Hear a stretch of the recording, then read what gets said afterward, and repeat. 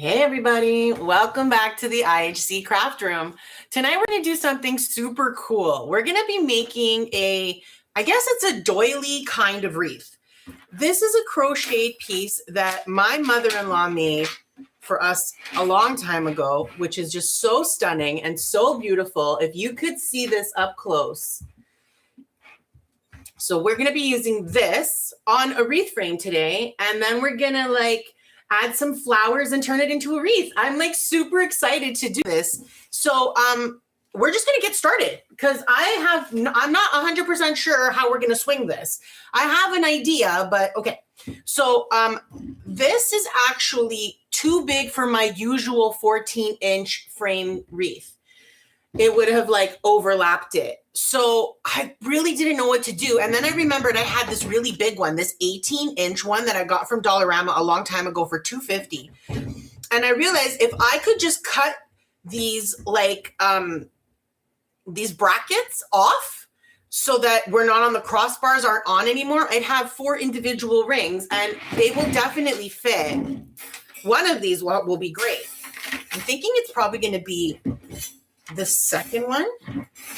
I don't know, maybe the third. I'm going to try them both. And basically what we're going to do, I'm probably going to wrap it in yarn as well so that you don't really see this black, you know what I mean? And then we're going to sew it on. You could tie it if you wanted to tie it, but I have this big pin. What do you call this in English? I only know this in Italian. Anyway, I don't know, the sewing pin, I don't know. I'm going to use that. It's massive, and I used to use it when I would loom. So I had it waiting in my stash. Okay, now if you don't have a lovely piece like this that a family member made, then I highly recommend checking out your local thrift store. There's, I'm sure, a lot of beautiful work there. So check it out, and it's a fun way to make something kind of I don't know. I feel like this is just such a pretty fun idea. I'm so excited about it. However, it's going to be a bit of a pain in the butt to separate all of these, but we're going to do it. So I have a wire cutter. Oh boy. I should have probably done this beforehand, but I like doing things live with you because then we're experiencing it together. You know what I mean? Now, there is also the fact that there's going to be these pieces sticking out. So I'm going to have to be really careful. And that's another reason why wrapping it with yarn is a good idea.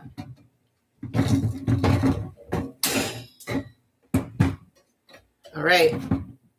This is only going to take about 6 hours to do. I actually have no idea how long this is going to take. I saw concepts of this on Pinterest, and I thought it was a really lovely idea. So I'm going to leave that unless I need that ring. And usually it's a fully crocheted piece in the center and then maybe some crocheted flowers on the side. Oh man. I really should have had my husband do this for me. And he offered, and I was like, oh, it's okay. I'll do it live. I can do it. I tried it on one and I was like, okay, I got through it. Yeah, but there's 700 of them. But it's okay. Actually, now that I'm thinking about this, I need to decide which ring I need, and then I can stop cutting all of them. So I think, you know what? I have to turn off a heater that I have down here. It's cooking me right now. You're cooking me like a piece of chicken. Good Lord. Well, at least you know it's a good eater. Okay, I'm thinking this is going to be the ring I want, because then I can stretch it really nicely. Okay, so we're targeting this one, right? So I just need to cut around it, right? Yeah, Mary, geez Louise, girl. I blame perimenopause, I really do. And if anybody's sitting there going, you blame perimenopause for everything, you just shut your mouth, okay? It deserves the blame. You don't even know. Okay, this is going to be much faster now that I'm not trying to free every single ring.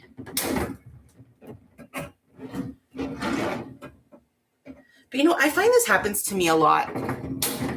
sometimes I can see a plan or a problem and I'll come up with a really quick solution. No problem. Boom, boom, boom. I know how to fix this problem. And then there's other times where I'm just like, oh, well, we'll have to do this long version.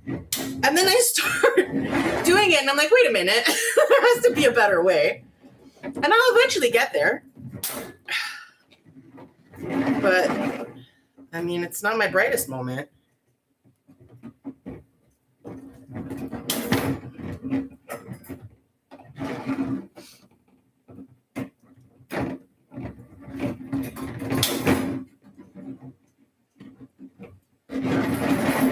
This is really interesting. I've never done this before, which if you've seen some of my other videos, you'll probably know that I say that a lot because it's true.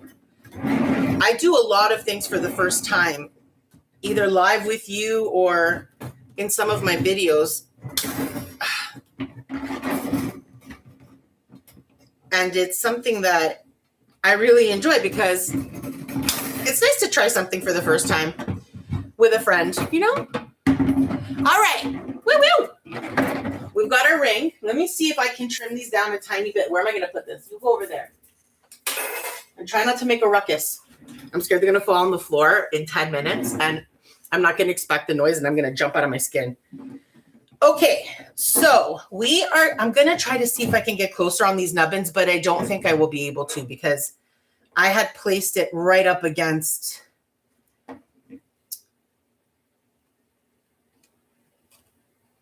yeah, no, I can't get to that nubbin.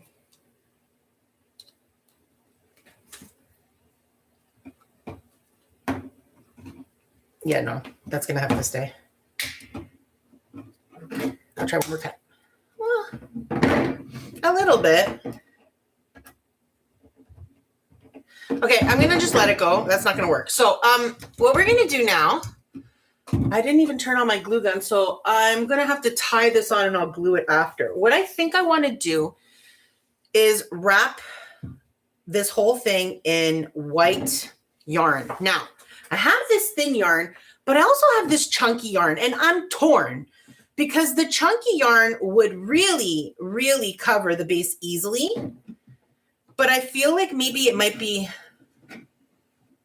well, I'm not sure if it's the right vibe. You know what I mean?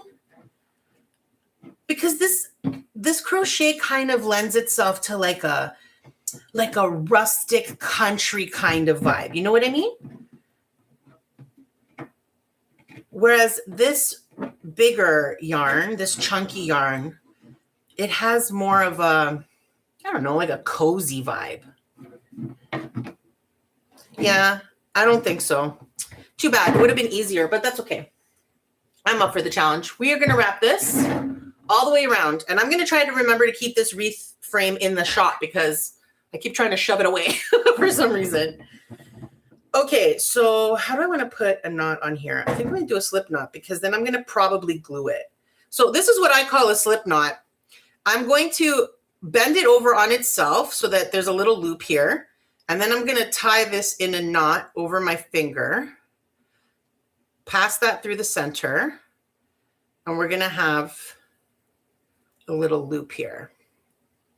Okay. Now I'm going to use that loop. Oh, that's not going to work at all. Did I do this the wrong way? Oh, my brain's not paying.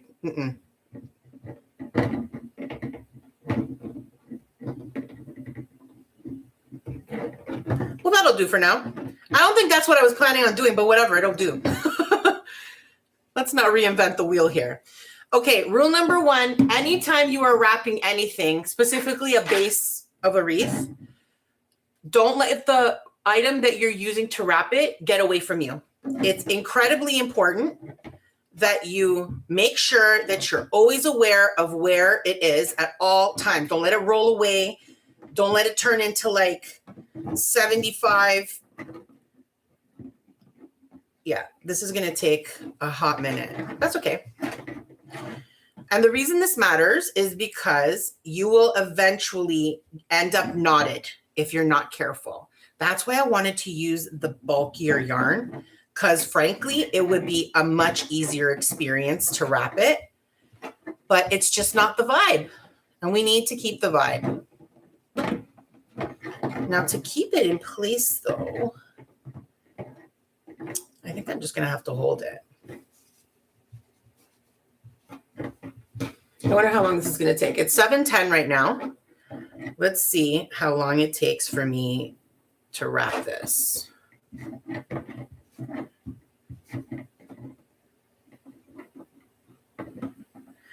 Yeah, I think it's really important to cover this. I feel like this is absolutely the right call. It's going to give it, because that black is just going to shine through if not. And I really don't want it to, because I've got some. So in terms of how I want to decorate this, I really want the crochet to be the star of the show, which there's no way it can't be because it's just so stunning and it's going to be right front and center.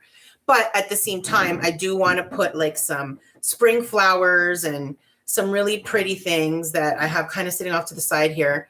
And since this is a piece that my mother-in-law made, and I used to call her farfalla, which means butterfly in Italian, because she loved to butterfly around with my sister-in-law all over town. I'm going to put some butterflies on here as well. So that'll be beautiful.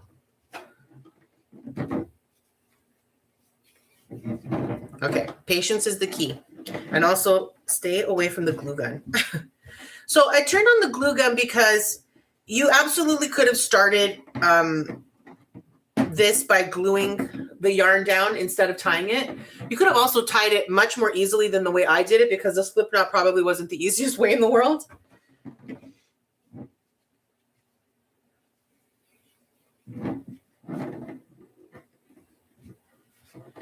I'm going to guess this is going to take at least a half an hour. And you know what's interesting is it seems like the yarn is unraveling itself while I'm doing this, which is really strange.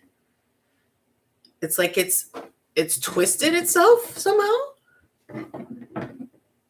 All this spinning back and forth, it's getting upset. Yeah, I guess this is the fastest way, isn't it? So yeah, like I was saying, every once in a while, you can pop a little drop of glue on here if you like to try to keep it stable. But as long as you don't let go, you'll be fine. And then I'm just going to pop a little bit of glue on the end, or I'll tie it down because we might not even see the place where it's tied in the end, because I am going to put flowers and some butterflies and stuff like that. So there will be a certain amount that is covered. And really, we're just trying to disguise this. Now, you do have an alternative option. If you so choose, if you don't want to do yarn, if this is not your cup of tea, then you could totally spray paint this with some white paint. I don't have any white spray paint, and I absolutely would never, and nor do I ever recommend you painting this with like an acrylic craft paint, like the kind of paint I normally use for dot painting or other crafts. Absolutely no, because it would flake off immediately. Like it's just not designed for it. Now, there are some multi-surface paints out there that are designed for a lot of different surfaces, including metal. So, I mean, potentially you could use that, but I definitely didn't have that, nor did I have the patience. And I wanted to kind of do all the steps together, including cutting the frame and all that. So for me, this was the right step. But if you do have white spray paint at home and you want to use it, I would recommend it because it's for sure going to give you a nice finish. I have to stay on top of this or I'm going to get annoyed with myself.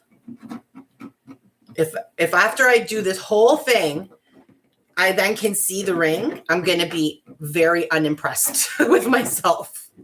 So we're going to try to keep mushing it down. I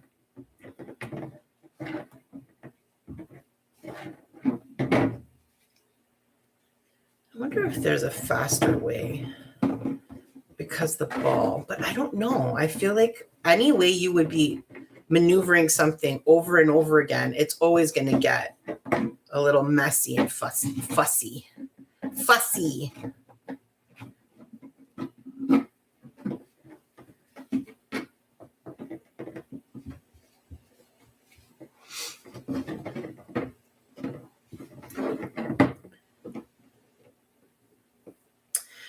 My original plan was very, very different than what we're doing right now. Originally, I had planned to use the Crochet Doily exactly as we're going to use it, but for some reason in my mind, it was much smaller. And I thought I could put it actually on a 10-inch beaded wreath frame that I have. I really love the beaded wreath look. Those really like, I don't know, it's just got such a really pretty look, but they're always small. There's never like a 13 or 14-inch one. They're always like 10 inches. So I end up not using them very frequently because I feel like they're a little bit on the small side. They look kind of underwhelming to some degree because of that. But anyway, I thought I loved the vibe of the beaded frame. But then I saw the pearls on this, which I had forgotten was on this. Like, guys, she like crocheted the pearls in here. Can you see this? So beautiful. So I'm like, oh no. No. Those pearls need to be the stars. They need to hang on the edge. They need to be visible. We don't want to, disguise them with the beads. So that wreath frame was not the one. And then I realized how large the piece was, and I was like, oh, what am I going to do now? I actually sent my sister-in-law a message, and I was like, hey, do you think you could look through all of your mom's crochet stuff and see if she has one that's a little smaller? Let me tell you, that is not a small ask because my mother-in-law was very prolific in crocheting. So she made a lot of gorgeous stuff. Just sitting there in her chair watching reality TV. So when I came up with this idea, I could almost feel her relief. Like, oh, yay, I don't have to go through everything.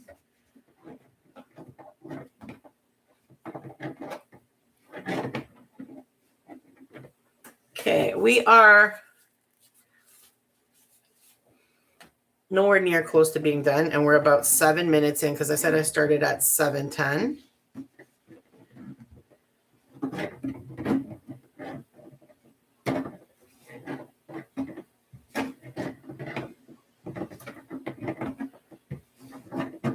I also debated about using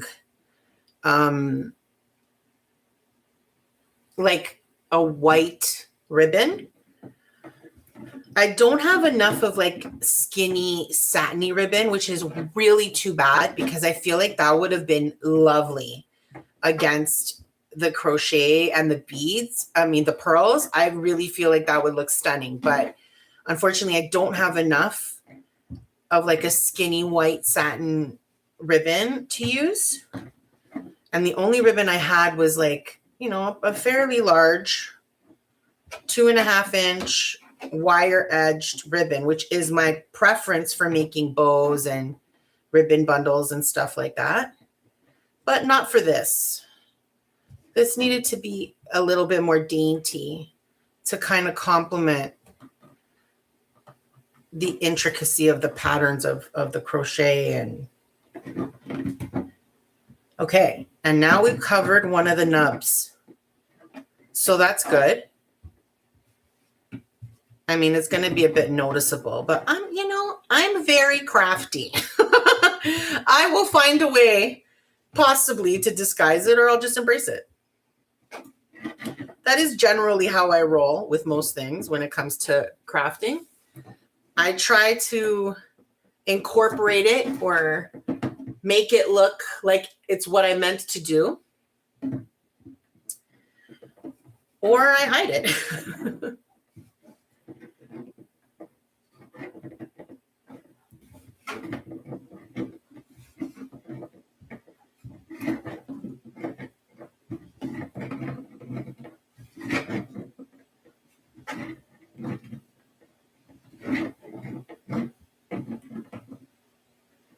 The other reason I like doing these kinds of wreaths is because you don't need any really special skills to make a beautiful wreath. Now, you definitely need special skills to make the crochet, which is why we're not crocheting together today.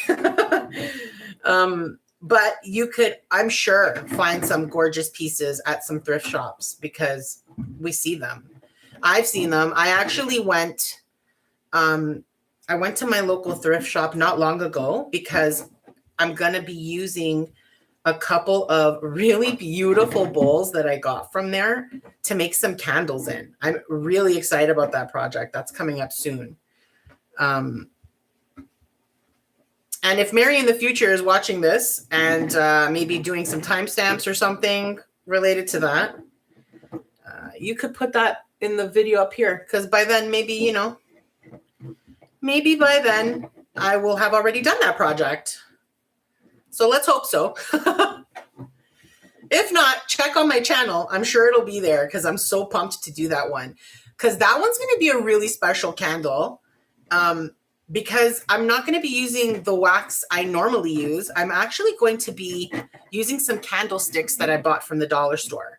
And I'm going to melt those down and use that wax to make my own candle. And I'm pumped about it. I'm really excited. Because I feel like that's like really fun for someone who's maybe a little intimidated with buying like a whole 5-pound bag of wax and then being like, oh, I don't know if I want to do this or invest that kind of money. Well, then you can pick up some candlesticks from your local dollar store and just melt them and make your own candle. So that's what we're going to do. It's going to be awesome. Awesome. However, that's not what I'm doing this weekend. On Saturday, we are going to be making some memorial candles. I'm really excited about that as well. My mother passed away 10.5 years ago now. My mother-in-law passed away almost 2 years ago. It's been 1.5 years. And unfortunately, a lot of our loved ones are on the other side. And I'm sure we are not the only ones who are in this crappy club. So I thought I would do something for the mamas in heaven.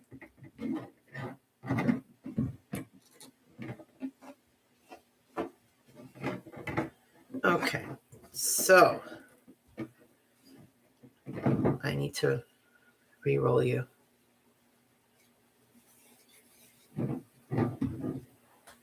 I also need to stop getting emotional because it's making my nose run. That's not cool. All right, here we go. Oh man, doesn't that look pretty? Totally worth it. Annoying, but worth it. This is one of those things that I've actually, this is basically how I started my career as, an operations leader. I absolutely started by doing tasks that other people found tedious and annoying. I was in admin for many years. And when you do admin work, you do all kinds of stuff. It's not just admin. You do project management, you do event planning, you do operational procedures and processes. You do a lot. Like, admin people are underpaid and undervalued. I'll say that I'll scream it from the mountaintops, in fact. But anyway, because of that, I literally started my career on that, doing the things that people didn't feel like doing. And they're not hard things. Like wrapping this wreath is not hard. It's tedious. It's annoying. It can be a little bit frustrating, let's say. So somebody who, has another 15 million things to get done would maybe pay somebody to do this, right? Because they don't have the time. And I'm like, I'll do it. Me. Are you going to pay me? I'll do it.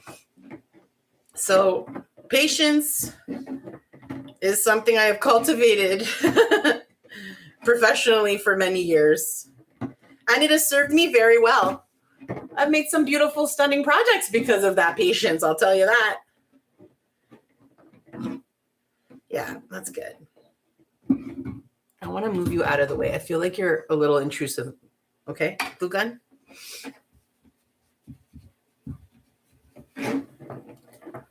Yeah, it's like the yarn's gotten really twisted. So it's almost like it wants to unravel itself, but it's okay.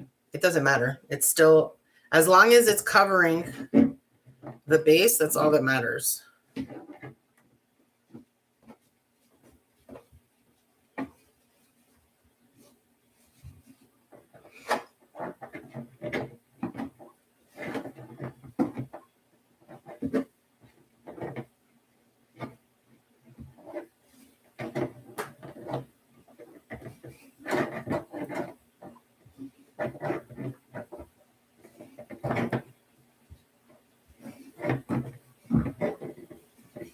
You know, this would probably be a good project to do with your kids.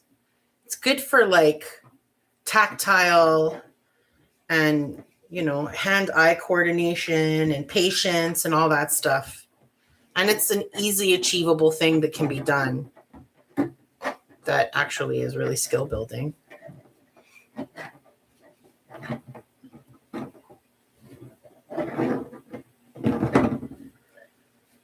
This unraveling yarn ball, though, I would like to swear at it.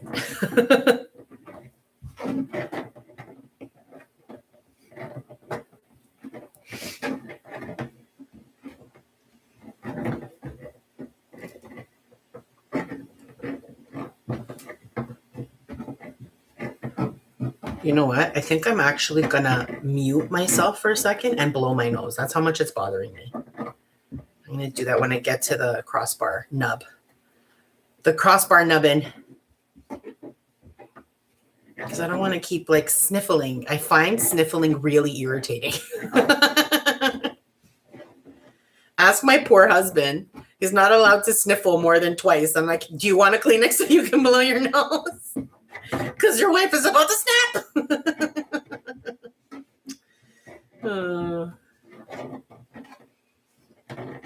Okay. Let me take a quick blow break. One sec. I'll be right back.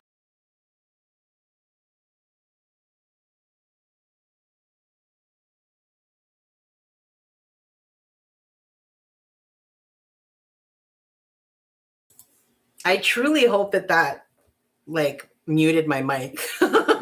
If not, that would have been very loud. But I'm not a honker. You know those people who, when they blow their nose, they honk? I think that's cool. But I don't do that.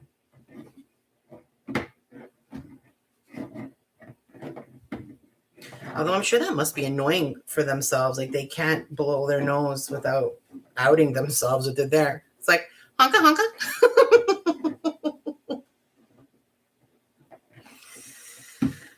Well, hey guys, you know, I mean, I have to entertain myself while I'm doing this, okay? And nobody's talking to me in the chat. There's nobody here right now.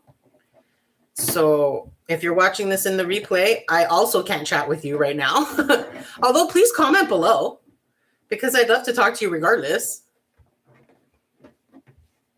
I always love to hear from viewers about if they're trying the projects or, you know, because I mean, not everybody who watches these types of live streams or videos do it because they want to actually make the items. A lot of times it's nice to watch something get made, you know, it's satisfying. It's cathartic. I often like to watch people decorating cakes or nails. Get out of here. How much I love watching people getting their nails done. And also people putting on makeup. Like there's just something really satisfying about going from, you know, bare nails to a beautiful, stunning set of nails or, you know, a bunch of ingredients. And then you've got this amazingly iced cake. That is such an art form in and of itself.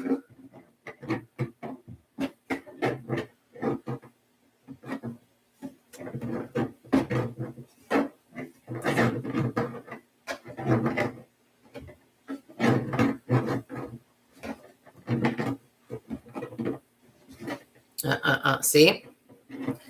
I let it get too long.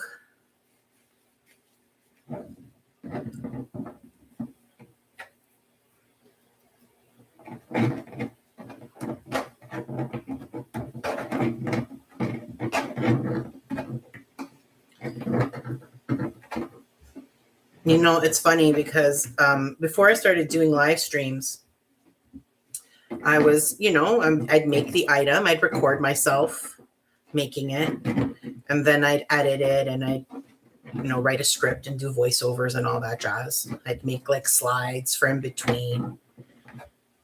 And it was always fun to do that because it kind of eliminates this boring part. Like you're not watching somebody wrap a wreath with yarn. I mean, you see it, but it's done in like 10 seconds instead of, I don't know, 40 minutes. But that's actually the beauty and difference about a live stream versus one of those really fast edited videos. Like you really get to see it. If you are into that whole watching it from start to finish, like I really do enjoy that satisfaction of seeing something come to life, then either or, I guess, would be fine. It all depends on how much free time you have and how much you want to hear Mary ramble. I don't think I've ever actually watched another creator's live streams before, so I don't even know if they talk as much as I do. But I mean, even if they don't, that's not going to stop me. I can't stop this mouth. It's just going to go, go, go. As it should, Queen. Okay. Ain't nobody going to stop my mouth. Not even me.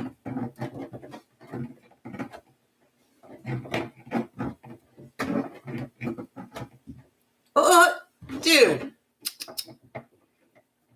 We don't need the added drama of you, okay?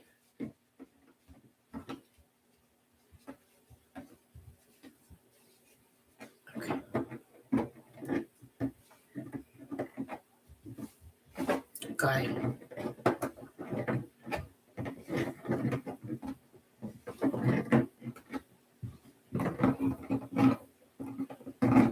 Gotta just keep checking that you're keeping the tension on so that you don't end up with gaps, because after spending all this time doing this, to then see a gap is going to be, I'll probably smash something. Hulk smash!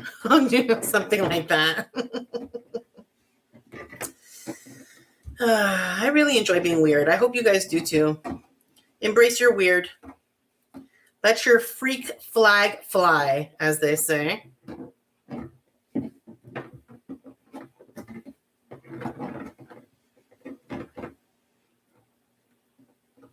Yeah, but like I was saying, when I was making the videos like that before, and I'm sure I will do those again in the future, you edit it so much that you're not seeing this whole rigmarole, right? And I mean, I could totally pre-make stuff before our live stream. So I could have, you know, cut the ring out and wrapped it even 3/4 of the way and then just done 1/4 with you. Sure, I totally could have done that.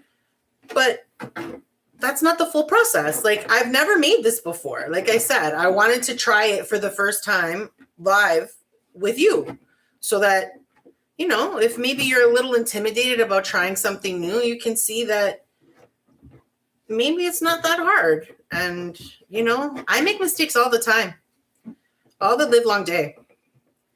And it's no big deal, because then you just pivot or you embrace it or you cover it.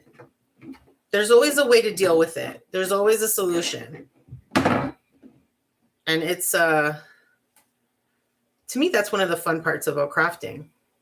It wasn't at first. It was the thing that gave me the most stress when I first started crafting, like with some intention, other than just learning how to make something. I would really get stressed out about the mistakes because I'm like, oh, I don't know how to fix it. And oh, no. And oh, it's going to look terrible now. And maybe my first several projects that happened and I had to abandon them or something. But over time, I started getting a little bit more confident. And I was like, you know what? Let me try this. And it worked out. And then the next time I made a mistake, I tried something else. And that worked out. And I was like, okay.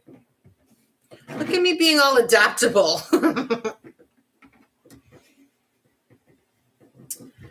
So that's why I generally don't pre-make a lot of stuff. Sometimes I do. Like I made a wreath for Easter that was a little baby chick wreath, which was so cute. It's still on my door, FYI, because that's how much I loved that wreath. As much as I make so many wreaths, I don't change them on my door every 5 minutes. I usually have a wreath on my door for at least a month or two. But that chick wreath, I had seen like versions of it on Pinterest where people must have bought, no joke, hundreds of those little baby chicks with tiny feet. Oh my God, they're so cute. They're made of like pipe cleaners, I think. But anyway, I saw a bunch of like inspiration pins on Pinterest where people like really covered a wreath in chicks. So at first I thought, okay, maybe I'll do that.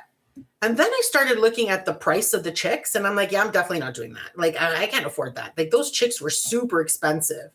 So I bought a few packs of little baby chicks from the dollar store. I had one from last year and I bought another one or two for this project. And that was it. I just bought a few.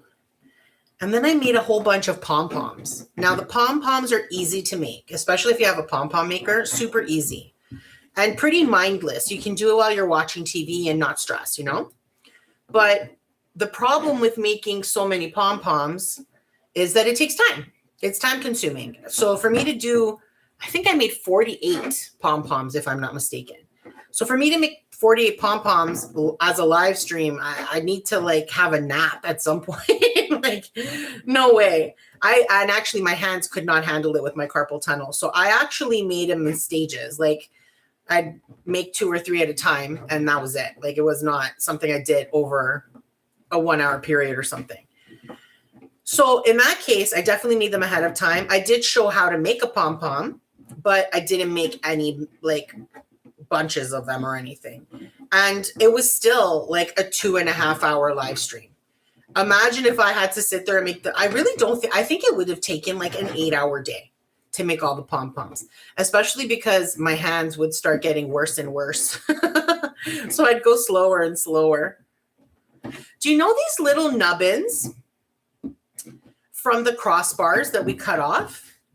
I was worried they were going to look stupid, but I actually kind of like it. It's almost like giving it like a pattern, right? Cute. Never thought I would say that. I was like, oh, that's going to look dumb. No, it actually looks pretty sick. I like it. This is going to be great. I'm really thrilled about this. I've been looking forward to doing this for a really, really long time. I've had this project in mind for several months. Because like I said, my mother-in-law made so many stunning pieces. And I mean, this isn't like something that people generally have. I mean, maybe the boomers still do, but my generation generally doesn't have a lot of like doilies and stuff around for the most part. So it's not necessarily the way we would use it. So since we have so many, we decided to make some art on top of the art, you know, because her art is stunning. And we'll just make mixed media pieces of art with it in different ways. So this is project number 1, is a wreath, a spring wreath with some beautiful faux flowers and a butterfly in my mother-in-law's honor. It's going to be beautiful. And then we'll see what else we're going to make. That's why I love Pinterest. Pinterest is the best. I have a Pinterest page, so if you are into Pinterest, please follow me. I have no followers on there. And also, I haven't had time to post on there. The reality is that doing 3 live streams a week and, you know, a bunch of reels and community posts and buying everything and planning everything and all that, it takes a lot for one person. It's honestly a full-time job that I do in my off hours. And so sometimes you just got to give up on other things. Like I would love to maintain my Pinterest, but I just don't have time. I just do not have the time. So every once in a while I'll make a pin, but not as many as I'd like, because Pinterest to me is a huge source of inspiration. I get a lot of ideas from Pinterest. And I mean, even if people were to try to duplicate it exactly, it never comes out exactly the same because it's got your hand on it, you know? It's like it's your interpretation. And I always change things to some extent because I look at it and think, oh, what a cool idea. But what if I did it like this instead? And then it becomes mine, even if the initial idea wasn't. So Pinterest is great for inspiration. I see a little bit of white of metal sticking out over there. I'm not happy about it. I don't know if I can tuck it. We'll see. That crossbar is, I like the way it looks, but it's a little tricky because, you know, the yarn is thin as well. It's not a thick yarn. So it kind of like splinters over it or goes side to side of it, but doesn't necessarily cover it as well as I'd like. Maybe I have to just do more layers.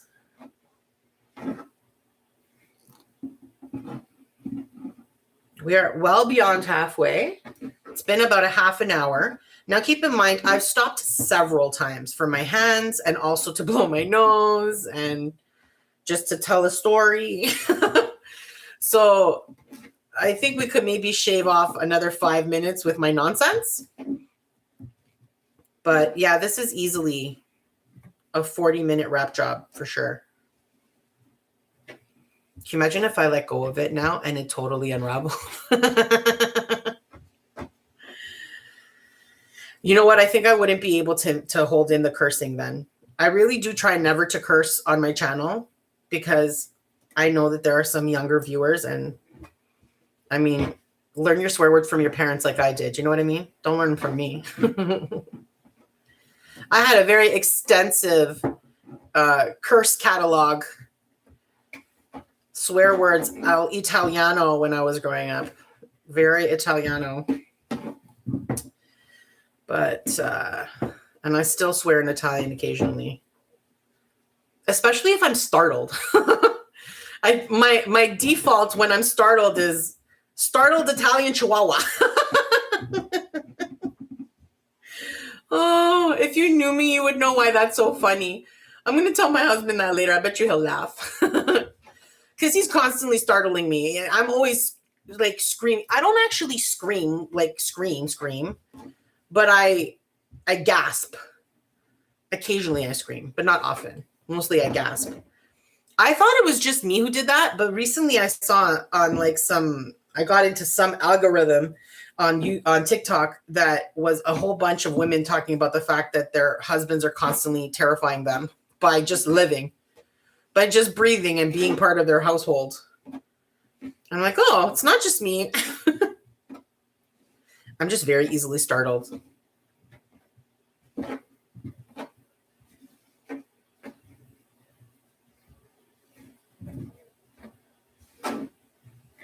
This yarn's starting to tick me off. I've been trying to be like chill about it, but the fact that it keeps unraveling so much makes me want to show you some of my fancy Italian curse words.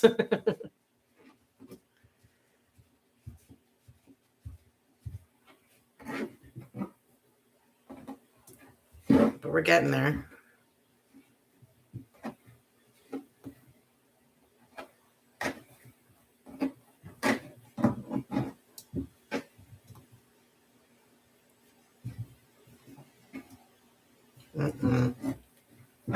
Don't you try to unravel on me, sir.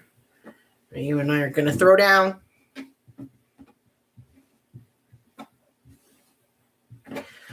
But this is actually the reason why I spend time on timestamps.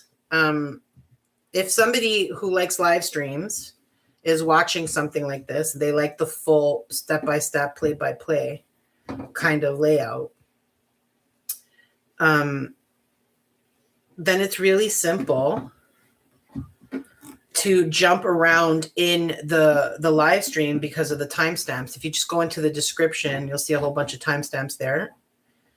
And you can jump around. So if watching me wrap this base is not your cup of tea, you could skip ahead to see, you know, how we sew it onto the frame or how we glue on the faux flowers, that kind of thing.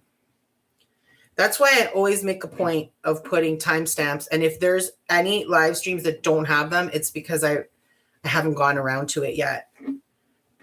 But I definitely always try to put them there because, I mean, I know it can be tedious to watch something. Sometimes it depends on the mood that you're in. Like sometimes I really enjoy watching these things like that are just repetition and just watching it come to life, you know? I see you sticking out over there, sir. Let me see.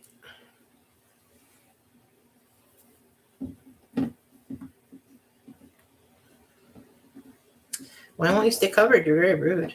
I feel like they're all going to be a little bit visible. Oh, I'm undoing it instead of.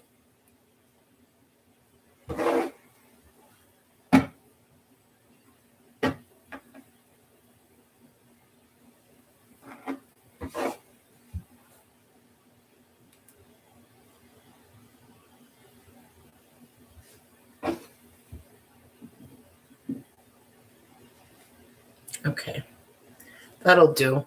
It doesn't need to be perfect. I am redonkulous.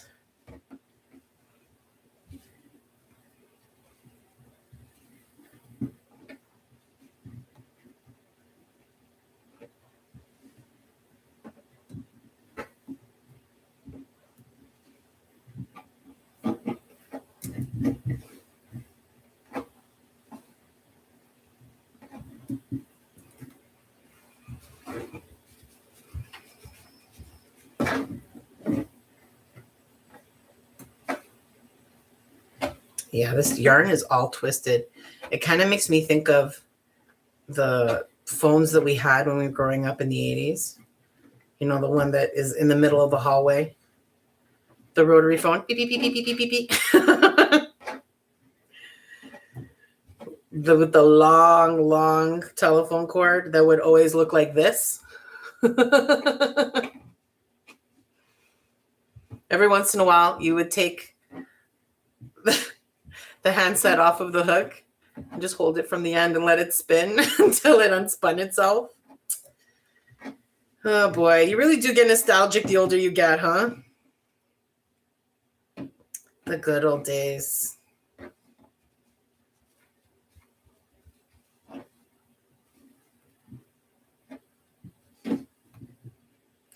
You know, sometimes I think to myself, my mom's been gone 10 and a half years, and the world has changed so much during those 10 years. Like, I don't even know, like, how she would even recognize the world that we're in now. It's just so, so different. And I feel like every decade that happens, it's like you look backwards and go, wow, man, this is so different. That's actually why it was funny this year when 2026 hit. They started saying that 2026 was the new 2016. What the heck does that even mean? People and their nonsense. That's what that means. They're trying to bring back all the fashion from 2016. Is that what it means? I think so. I'm sure I've seen some of the stuff come back. But what do I care? I love that kind of stuff.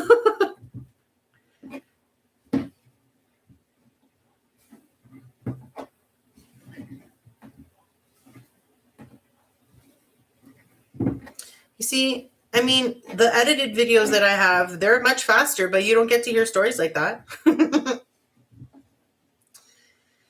mean, you're missing out, is all I'm saying. Because all kinds of random things pop into my head. You'll hear all kinds of stories over here.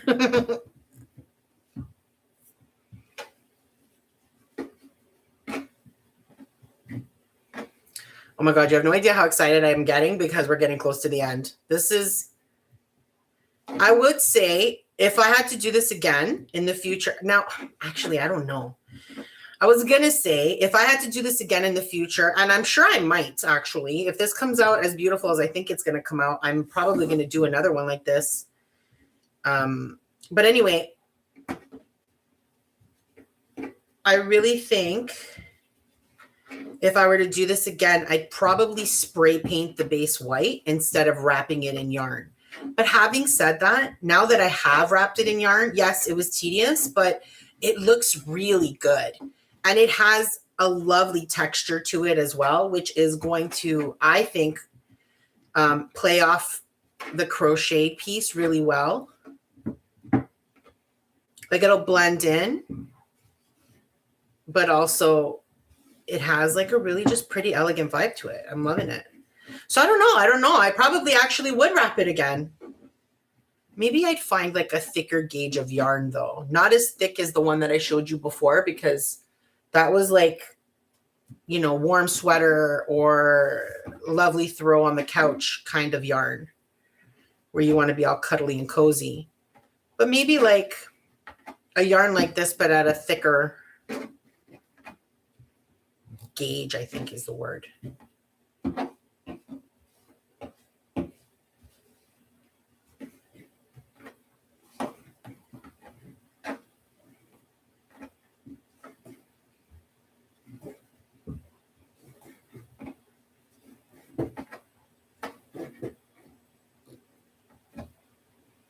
Got to remember to keep smushing it.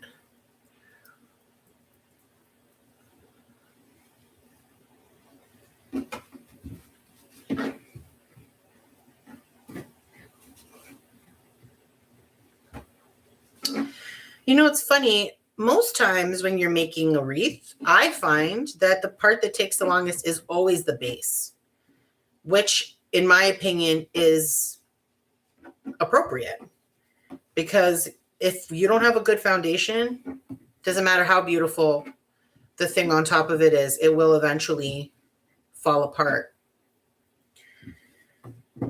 Yet another nod to operations, because that is exactly what an operations leader does.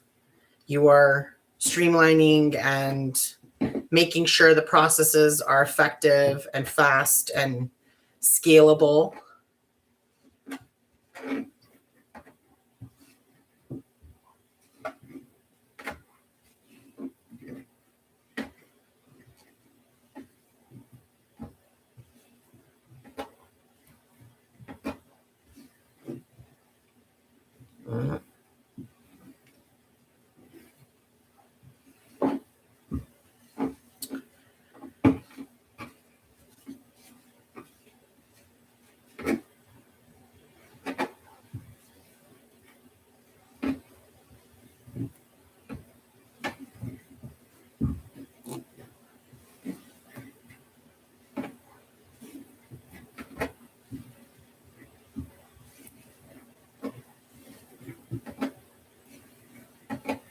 These crossbars are no joke, though. They're sharp AF. I'm actually really glad about that as well. That's another point for yarn over spray painting it. I mean, maybe you have a better cutting tool that will be more level, or maybe an electric saw of some kind, or a grinder. A grinder probably would be the right thing, actually. Then you could probably grind them flat. I don't know that they would work. It would work with sandpaper. I mean, you might be able to smooth out the edges a little bit.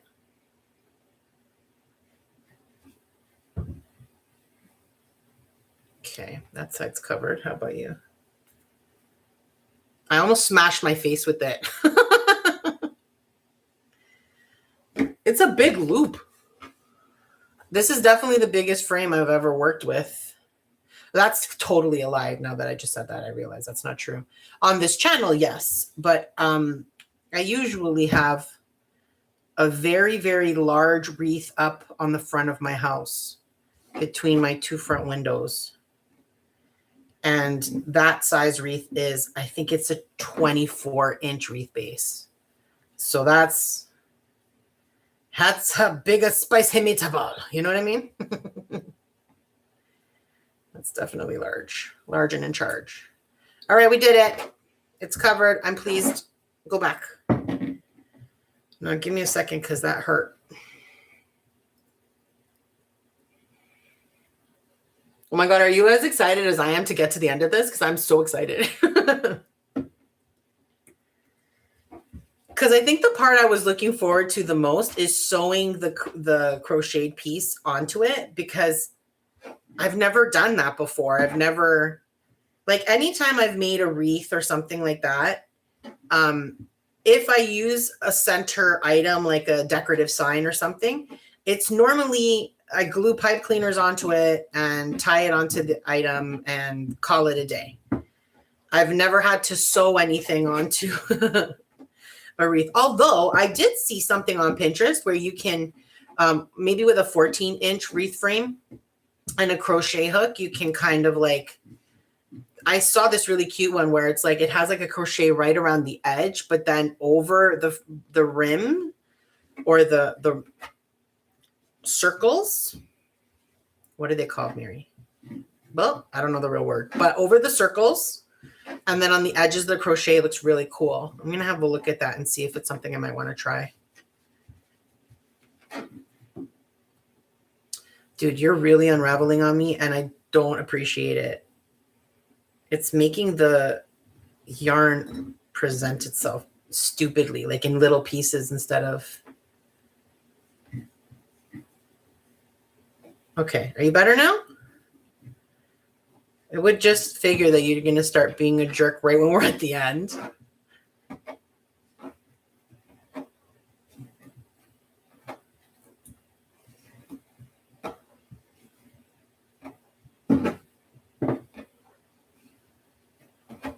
Okay, so my glue gun is ready to go, but I'm not even sure if I'm going to glue it. I think I'm going to tie it if I can figure out a way to do that.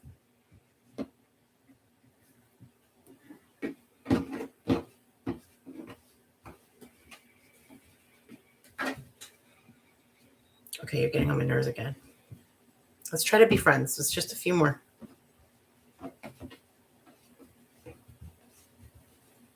Okay. We got there. We got there.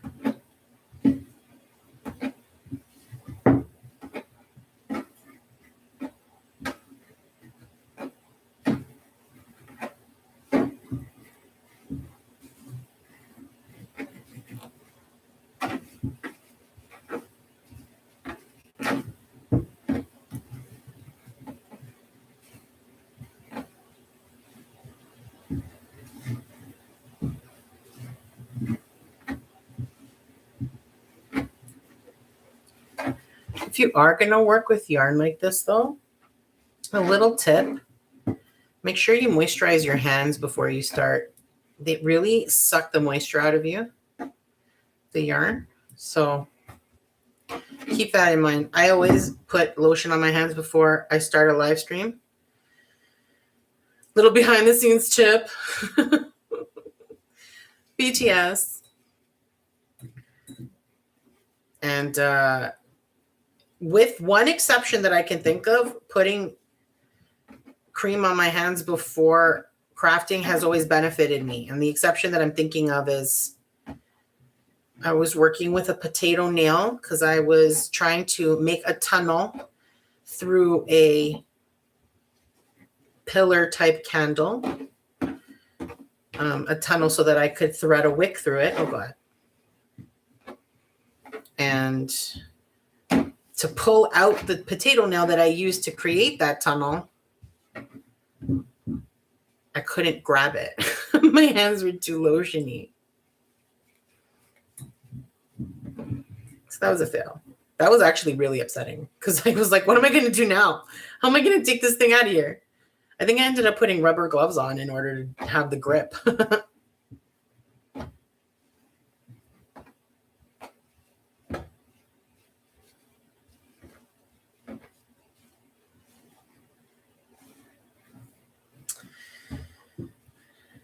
A little bit more patience, Mary. You're almost done.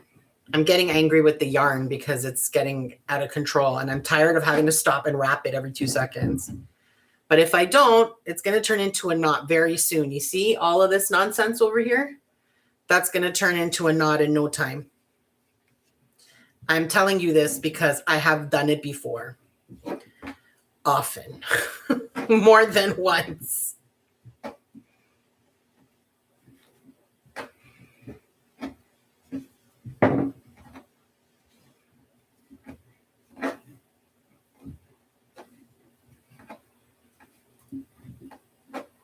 Oh my God, I'm getting so excited right now. Woo, we're almost at the end. So I started wrapping this at 7:10 p.m. It's currently 8 p.m. Again, I would have to deduct easily 10 minutes for my nonsense between me blowing my nose or stopping for another reason, shaking up my hands and whatnot. And also I'm going a bit slower than I might if my hands weren't cramping as much as they are. My left hand is on fire right now. So someone without these issues would likely be able to do this in, I would say, half an hour to 40 minutes, which is not bad at all for a base wreath.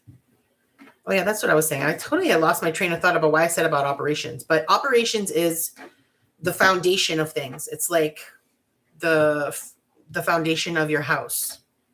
Without a strong foundation, doesn't matter how beautiful the countertops are, your house is going to crumble around you. And that's the same concept with the base of our wreath. You want to make sure that the base of your wreath is done well. And so that might be the longest part of making the wreath. And that's perfectly fine because you're making the foundation solid. Solid. That used to be a trendy word when I was growing up. Oh my God, that's solid. Haven't heard that in a long time though.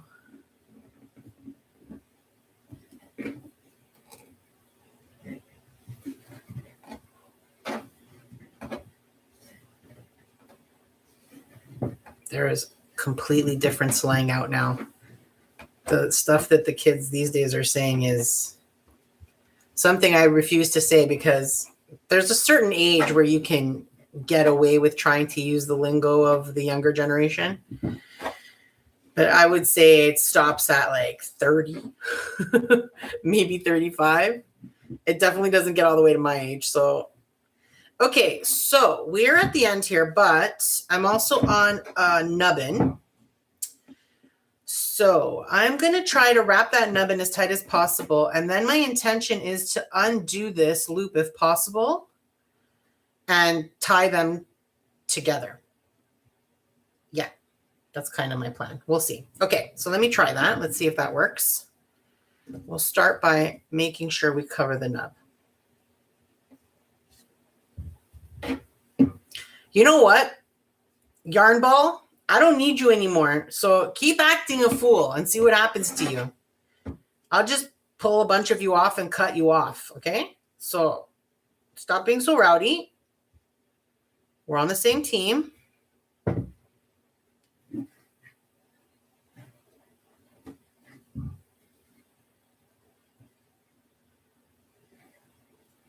Okay, one more. This way. Should do it. Okay. Good. Now, this is where it's going to get tricky. Well, first of all, I shouldn't have cut it that short, so that's already going to be a problem. That's all right. Now, we're going to try to undo this loop. I don't know if that's going to work.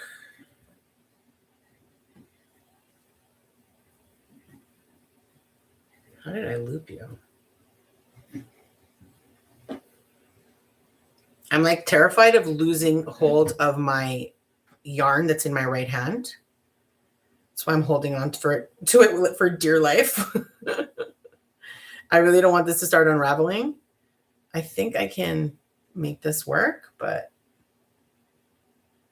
we have to keep everybody under control. Everyone needs to keep their heads. All right, we got there. Yeah, buddy. Okay, so now I'm going to tie these together.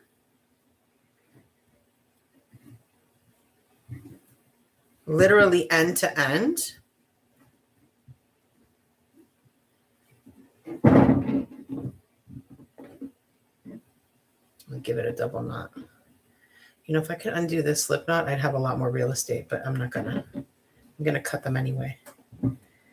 Okay, so this is double knotted. If you're normal, please stop here. I'm gonna do one more knot. Because I honestly would die if this like came apart now. I'd be so upset. This one doesn't want to.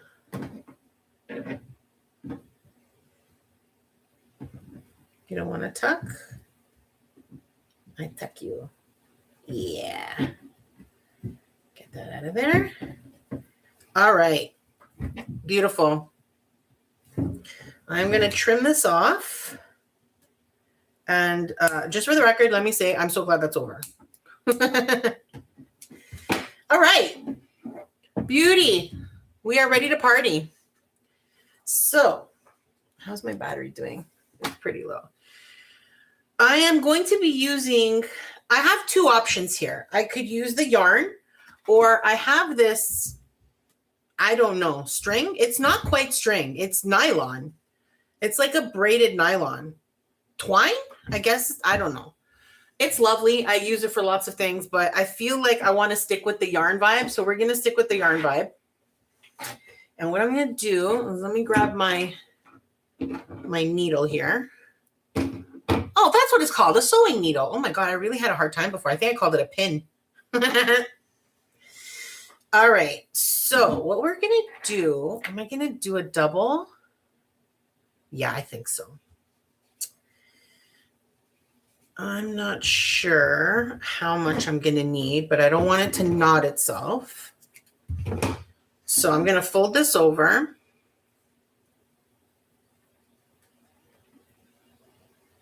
Okay.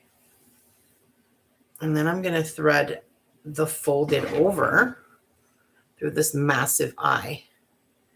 Actually, I used to have a thread the needle thingy. Good. All right. But I don't know where it is, and I'm not going to go look for it now. So let's line you guys up.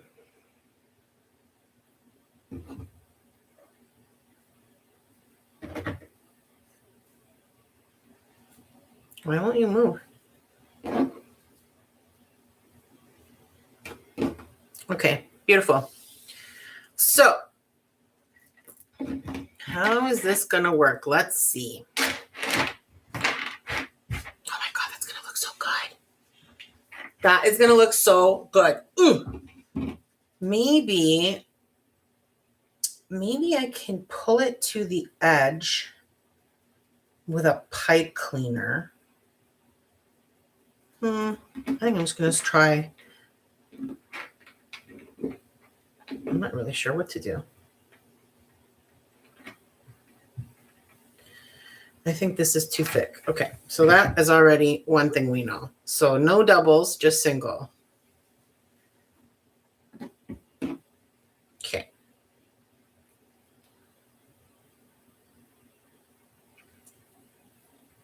What did I do you ask? Oh, I just stuck this in my mouth, of course, because that's what you do when you need to thread the needle. Okay, come on, dude. There's a piece stuck in there.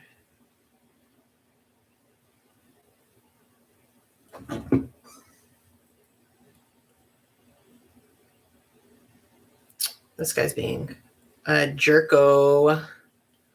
A jerko. You know what? See you later, jerko.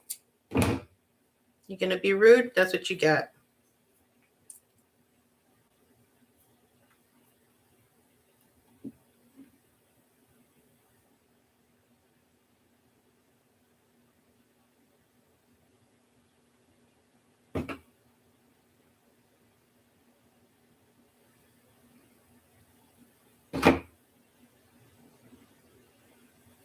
That's going to be a pain in the butt every time I need to thread this.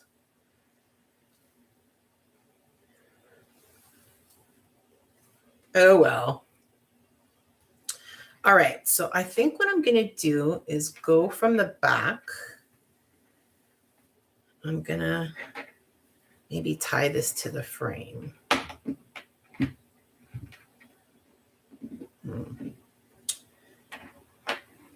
Just to start it. Where is that other knot? That's a good idea. Let me find where I close this off. Do you know, I can't even tell which one it is. It's this one. Okay, so I'm going to start it here because then I'll use this as the bottom and I'll put the flowers on here. So that way you won't see the strings. So I'm going to go from under and I'm going to take one of these little holes and we'll thread it through. I think I'm just going to tie it to itself. But we'll tuck it to the back after. Okay, so I'm going to tie it like this.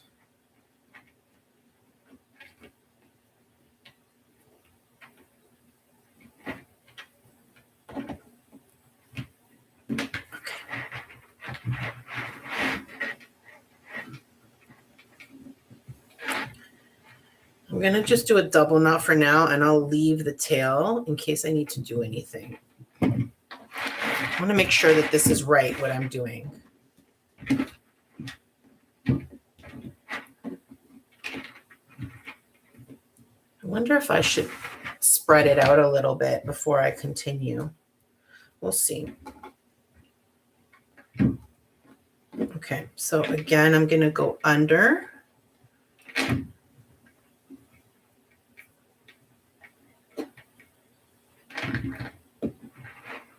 I'm basically going around each pearl.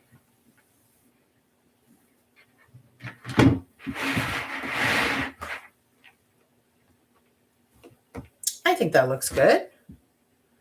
Once it's all done, all the pearls are going to be right on the edge. That's going to look so cool.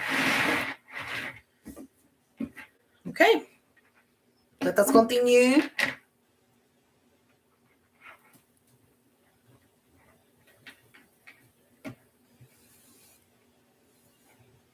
So in case you're wondering where I got this massive needle, I either got it from Michael's, which I think I did, or I got it off of Amazon. It is incredibly useful. I used it when I was loom knitting because it would help me thread a lot of things and attach pieces together, which was super useful. And now it's helping me sew this, which is great. I was like, you know what? I'm totally going to use that. I'm so excited about using it. You know what? I really do think the yarn was the right move because it's blending in so well with the way we wrap the base. Whereas if I'd used that different string, it would have been more noticeable.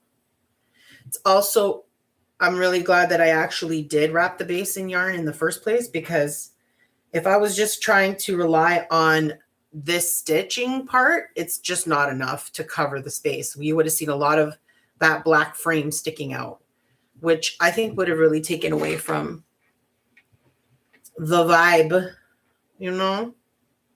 No, I'm doing this wrong.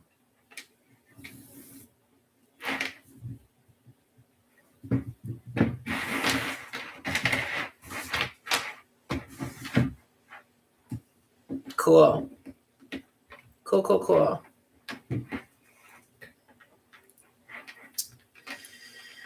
You know, the one thing I really do regret, I hadn't thought about it at the time. When it comes to me, creativity is like that. It comes to you when it comes to you. But I wish I had thought to make something like this when my mother-in-law was still with us, because I feel like she would have been so thrilled. So that's a bummer. Oh, well.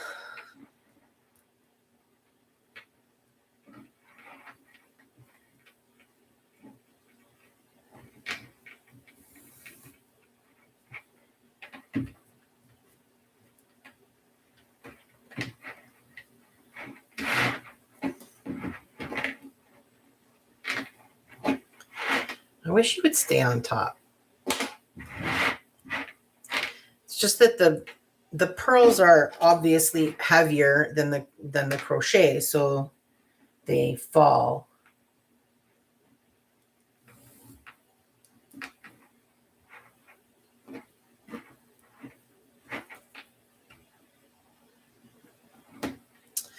I bet I could have done this in the opposite direction and it would have been easier for me. I have a tendency of doing that to myself.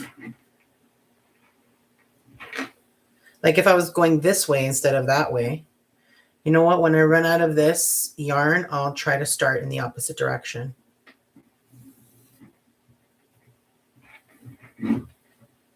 Actually, I wonder if that would look different then, right? It might. I might be married to this version.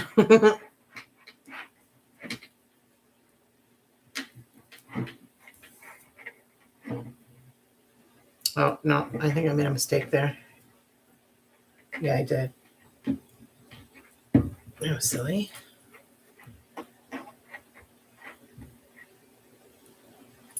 Okay.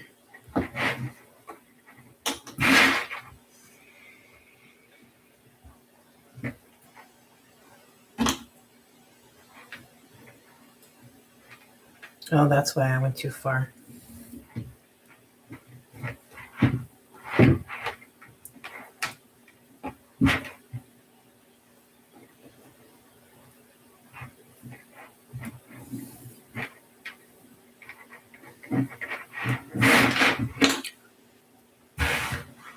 That's going to look really cool when it's spread out. I'm actually surprised I'm getting this far with this yarn. I thought it would take... Oh, that's what I did. I see. I didn't think I'd get this far around the wreath. I thought it would only last a little bit.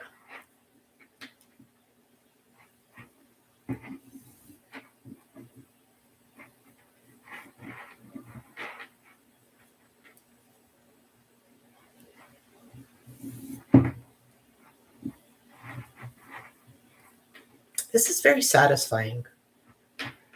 This threading, and I can see why people like to sew. No wonder. Oh, look how cool that looks. Oh, so pretty.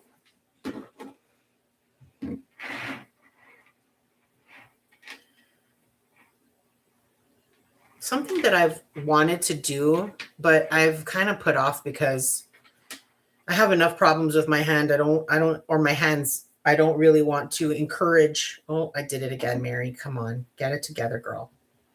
Pay attention. Attention. What I was saying is I want to try cross stitch because I feel like it would be such a fun, like cozy hobby. But I also know it would destroy my hands. So I've kind of been like, maybe later.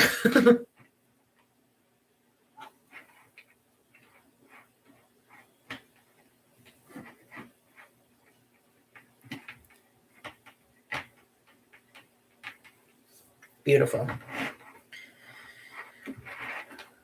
We are doing super well over here.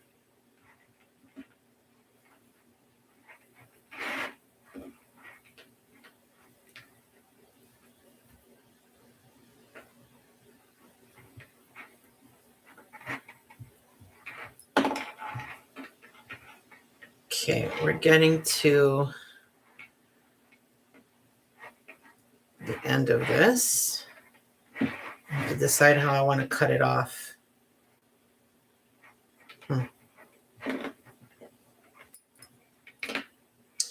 Maybe I'll just tie it.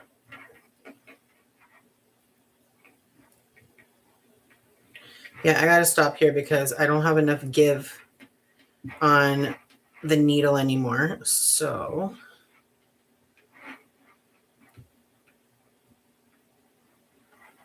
I'm going to tuck it under the loop I just made. If I can get underneath it. Yeah, like that. Can you see that? How it's looped under? So under the loop, the last loop that I did, I'm tucking it back that way so that it kind of makes a knot for me. That worked out really well. Do I want to do it one more time? I think I will. Where? Here maybe? Because basically what I'm trying to do is tuck the ends in here so that you can't see them.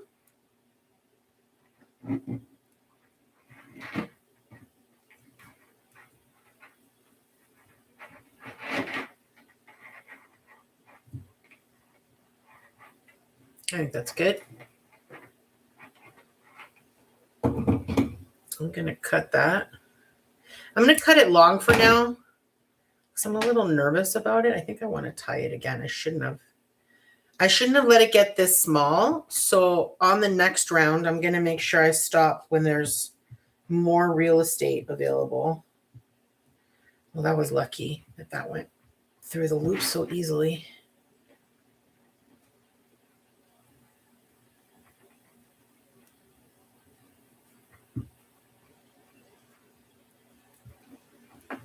Two.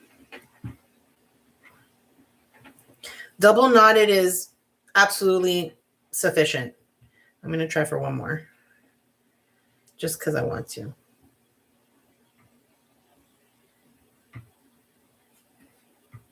I don't think it's going to be in the cards though. It's a little too small. Okay, I'm going to give up on it. 2 is good. So I'm just going to trim this down now. Now that we have our... Actually, I'm going to leave it for now. I'll trim it later because it might be one of the things that I can tuck, in which case I'd rather tuck than trim it down. Oh man, this is going to look so cool. Okay, let's do some more yarn. I'm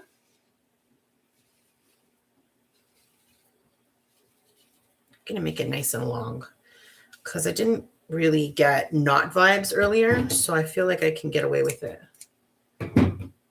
Let me get these out of here. I'm going to have a little sip of water. Always remember to hydrate, friends. You'd be surprised how often your problems can be solved with a little hydration.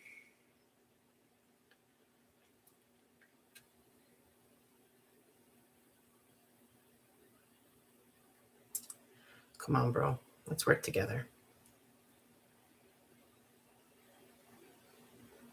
I knew this part was going to be a pain. Oh, wow, wow. That went so easy. Yippee. I see you. I'm going to grab the ends. And we're going to try to get this to the middle point.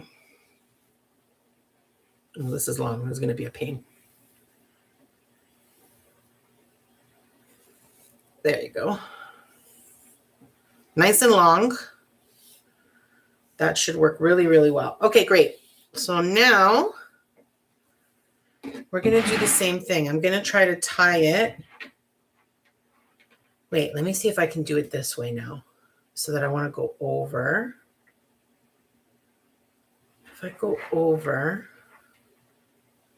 how would that work? Let's see.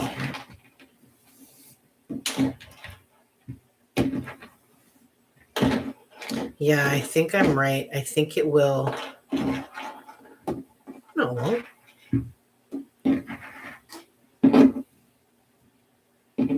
And now we just go this way. It's easier.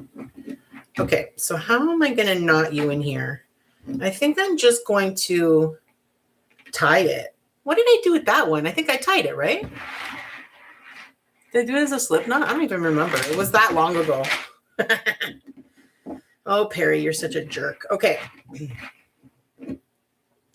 I think I'm going to do basically what I would consider a slip knot, although that's not really a slip knot. It's going to be me tying it in a knot right there.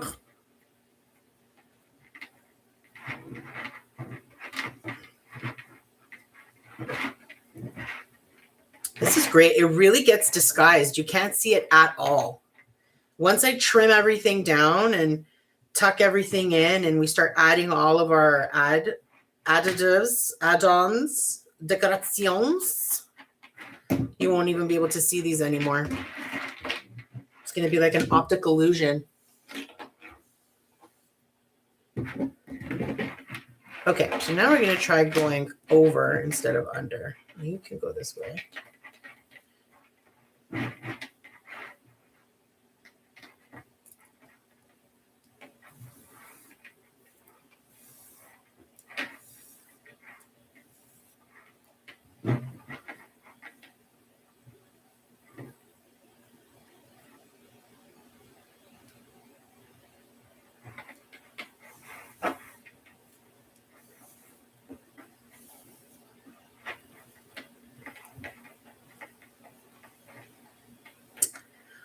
Do you know what?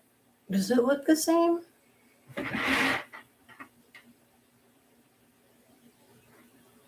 No, it doesn't, does it? Okay, I'm going to go back to the way I was doing it, which is a little bit more uncomfortable for me, but I don't want this pattern to switch now. I feel like that's stupid. And I've got almost halfway. So I'm just going to undo this. And you too. It was worth a try. But it goes to show you that when you start on something, you really need to make sure that you have it in the most optimum way for yourself from a comfort perspective, because then you won't be able to change it halfway. I mean, you could. I just don't want to do that. I don't want it to look different. Okay, so I'm going to go under like that.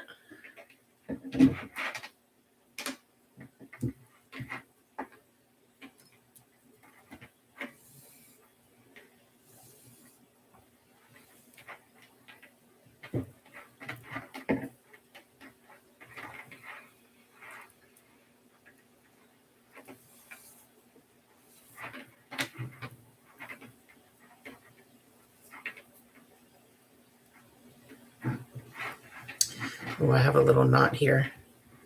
I gotta be careful. You know what? I'm going to try to straighten this out a little bit. This is the concern when you make a long string, is that it's going to start being dramatico.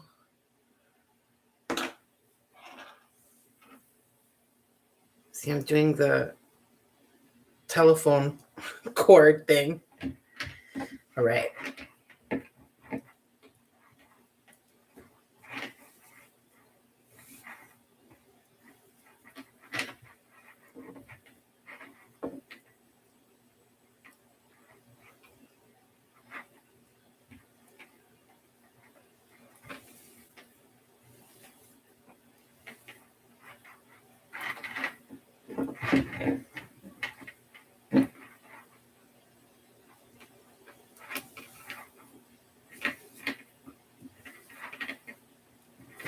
So now keep in mind, if your crochet piece doesn't have beads on it and you like the way this looks, I gotta fix that after.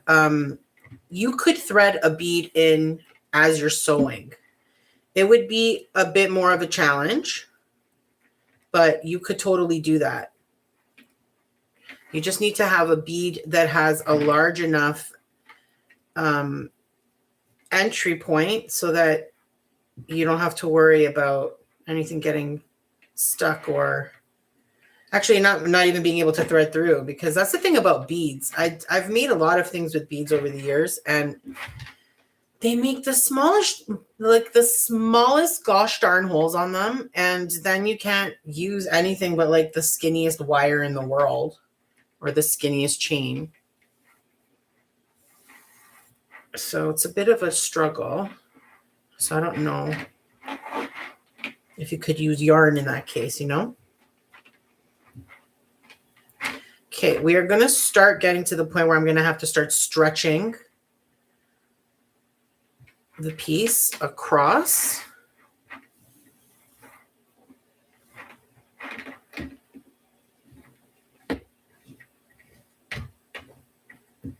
These ones got a little close to each other.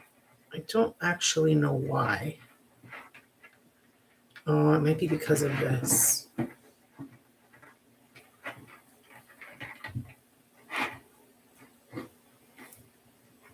That was very easy to fix. Wonderful.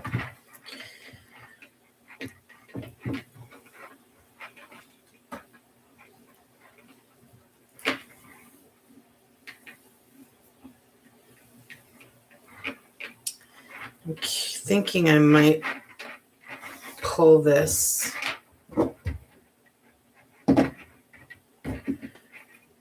You know what? I should have done that.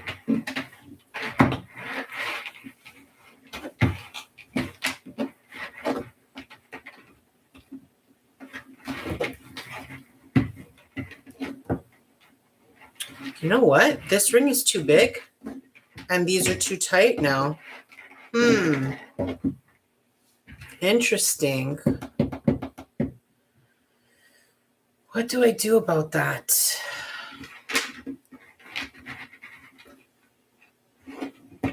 Thing is, when I'm pulling it, I'm also pushing the ring, right? You know what? I'm going to try. We're going to see.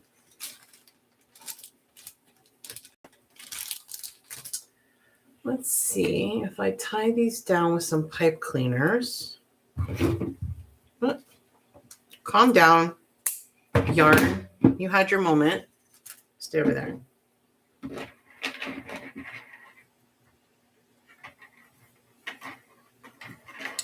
I might have to loosen what I've already sewn on. We'll see. But maybe not. Maybe.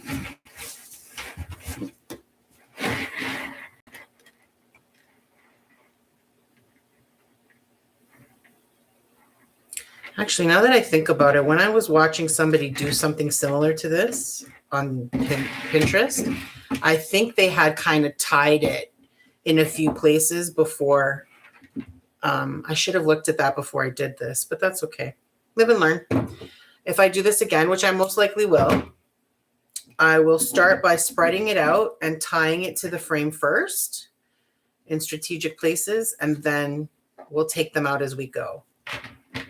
But in the end, I think this is going to be just fine. Yeah, that's going to be great. Okay. But that is definitely something to make note of for Mary in the future. If we're going to do something like this again, we want to make sure to preliminarily tie it down using like anything. Pipe cleaners is great because it's easy to remove.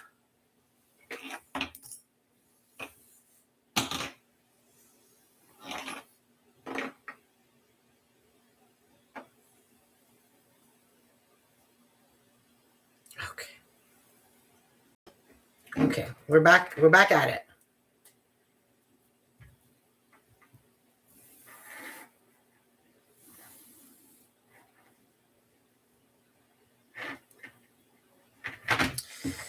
Another thing is I would probably use a much shorter piece of yarn, even though it's annoying to have to then string it through again and thread the needle and tie it on and all that. I feel like it would be less annoying than having to keep dealing with all these little knots and twists. So I think that's what I do different so far with this wreath. And that's something that I always try to do. And I encourage you to do the same. Anytime you're working on a project, you know, you have a plan, hopefully, of what you're intending to do, go for it. But while you're doing it, I'm sure, just like me, you're going to notice times where it's just not playing out the way you thought it would. Or, you know what, it would have been so much easier had I done it in this way, whatever way that is. So I often will make note for myself, for the next time I make something like this, I'm going to try it another way instead. So for this particular project, the first thing I would do is lay out my crocheted piece, and using some pipe cleaners, I would tie it in multiple places to really spread it out nicely. I mean, we got there now, but it would have been better if I had pre-stretched it and had it lined up like this, and then I could have just started sewing around it. That's okay. Next time.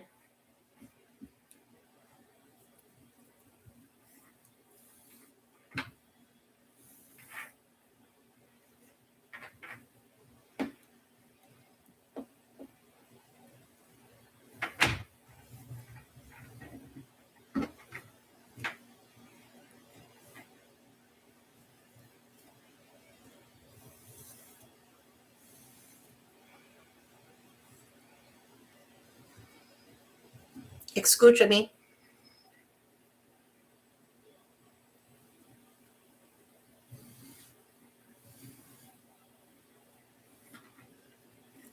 Okay, we can undo you now.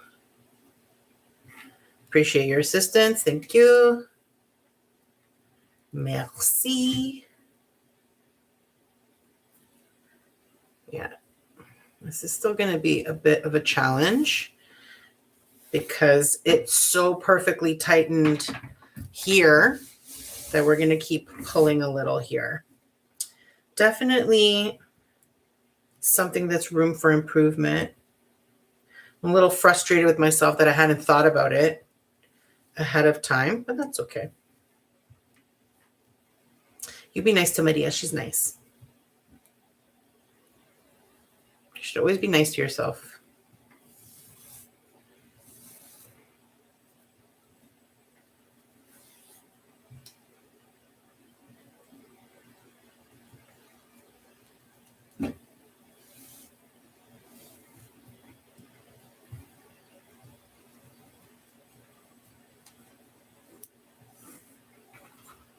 Oh my gosh, look how cool that looks. Do you see this beautiful work? I'm telling you. So pretty. If you know how to crochet, you have my respect. It is very intricate work.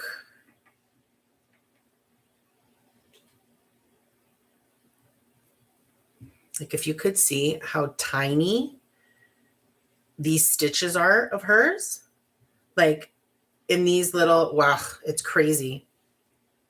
So beautiful.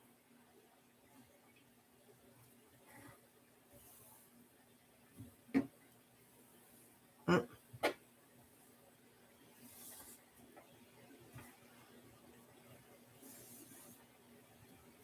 we getting twisted again?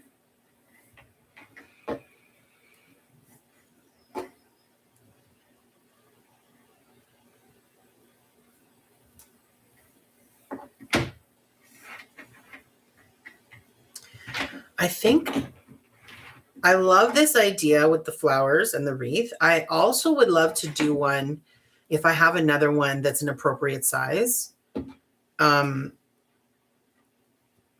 it's kind of like almost like a dream catcher, where you like hang tassels from it. I think that would look super pretty as well.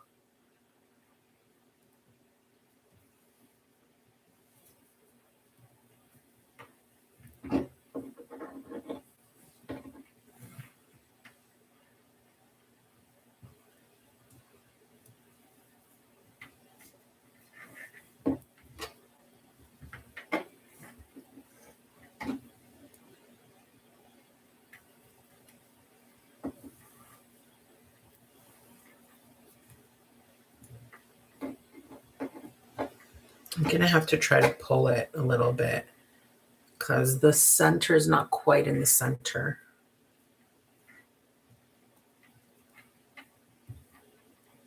See, little tricks that you learn when you try something. It's something I should have thought of beforehand, but that's okay. Next time. Next time it'll be easier. And I will thank myself, which I do all the time. That's something that I do, which you've probably noticed if you're watching any of my, either my live streams or my other videos, that I often say Mary from the future or Mary from the past. And I always try as Mary from the present to do a solid for Mary from the future, and to always thank Mary from the past when they do me a solid. So that's the story of all the Marys.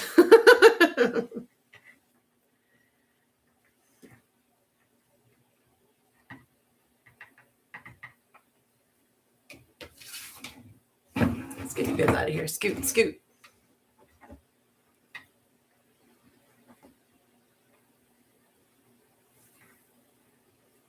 All right, we're on the last few. And then it'll be time to dress this baby up a little bit.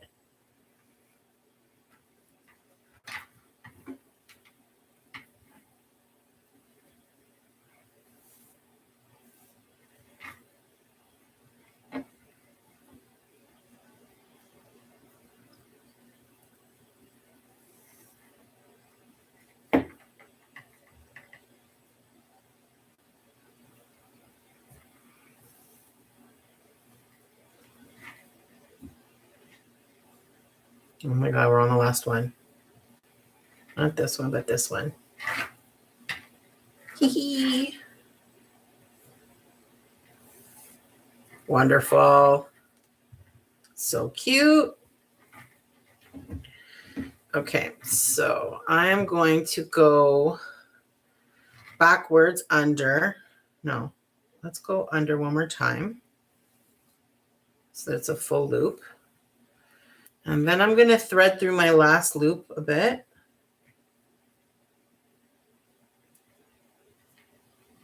So that it loops on itself and makes like a little knot.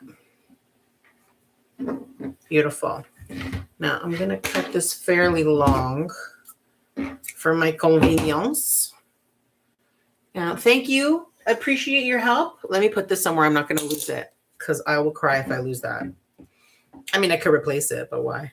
Okay, I'm going to tie these two together, but not super tight. I don't want them to pull. I just want them to...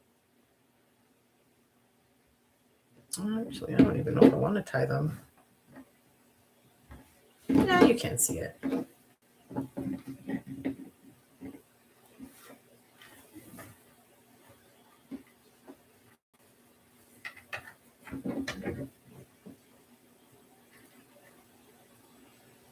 Okay, I'm just going to tie a knot.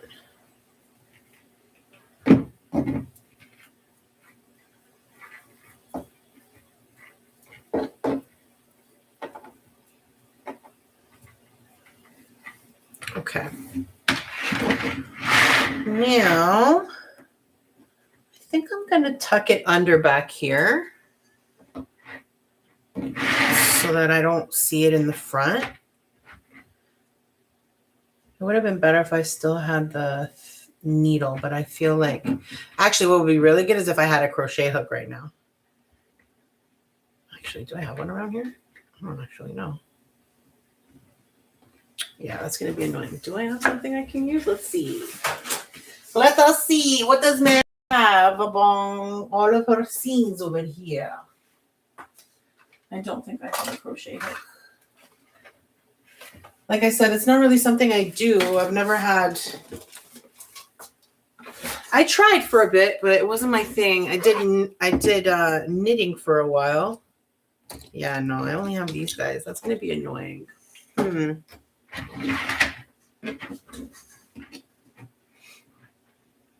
going to try anyway. We'll do them one at a time. Okay, we got one. 2.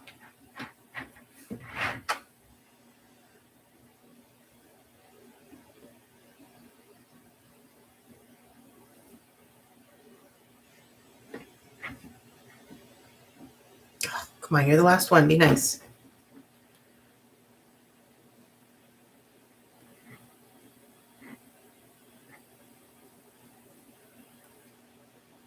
It didn't work.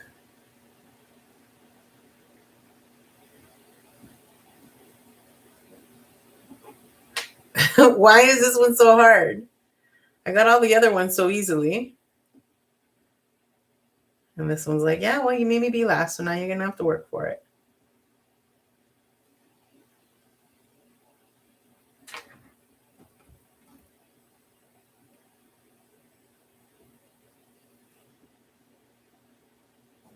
Man, it took forever. Okay, beautiful. We are all done. I'm going to tie them to each other in a little knot. And then I'll trim it.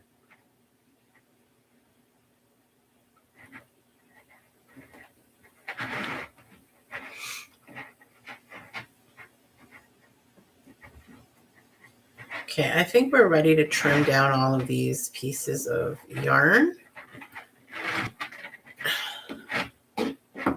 Okay. How many times did I knot that? I think that was only twice. Let's do one more. Well, now I've been doing 3 knots on all of them. It's like I can't not do 3 knots on this one. I'd feel left out. Okay, good.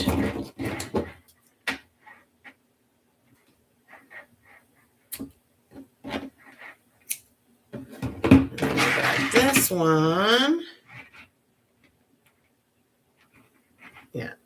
very well knotted. Okay. What do you think? Oh man, isn't that beautiful?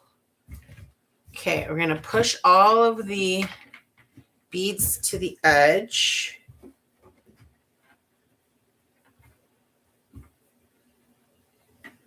I like that. I don't mind if they stick up as well, but I really like them on the edge like that. I think that looks really cool. All right, woohoo! Okay, it's 8:46. We're almost 2 hours in. It's been an hour and 45 minutes. And we are at the Let's Design stage. So I have my heat gun has already drained one battery and I haven't even used it yet. But that's okay. I have plenty of batteries here. Another sip of water and we shall begin.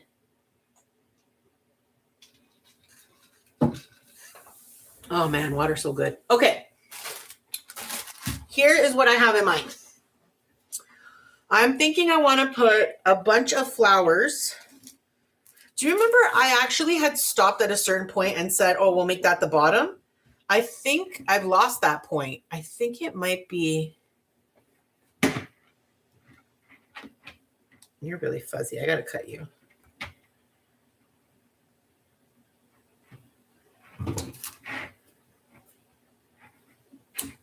Okay. Hopefully that won't come out. Okay, so that's one knot. Where was it? I think it's this. This is where we ended and started. So that's where I'm going to make my bottom so we can cover it up with flowers and stuff.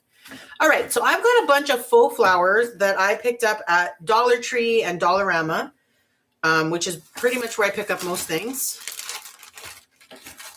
And I have a bag of some that I had used for another project that I never got to use. So these really work for my spring color vibe. I don't want to do too much white because we have, you know, so much white from the, oh, look at that's big.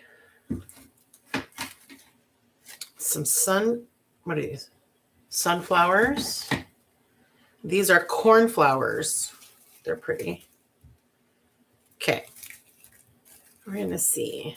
I also have full-size sunflowers over here as well. I think I have some over here. Oh, and I have some tulips too.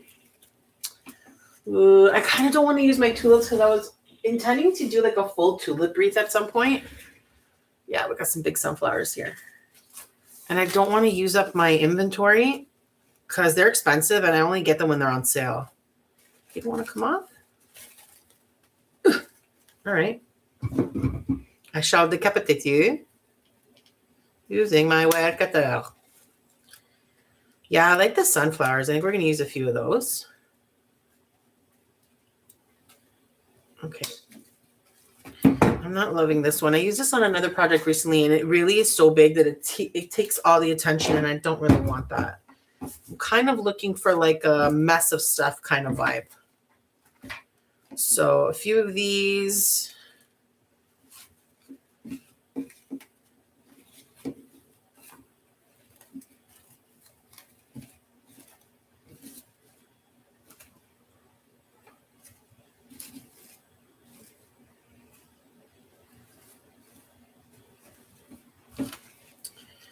Okay, do I want any other? Do another. I also have this huge yellow rose, but it's so big that it's like, oh, it could be the center. Hold on. If we put that right in the middle. And then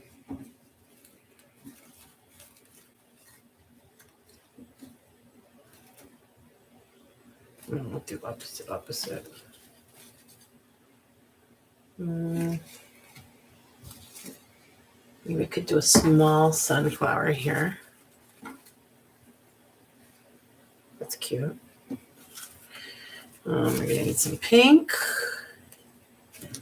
Maybe some orange. Hey. Okay. What do I think of that? I think it's nice. Let's keep going. Let's see what we get. I don't necessarily need them to mirror each other, although I probably could make that happen if I really wanted to, but I don't think I want to. I think I'd rather have...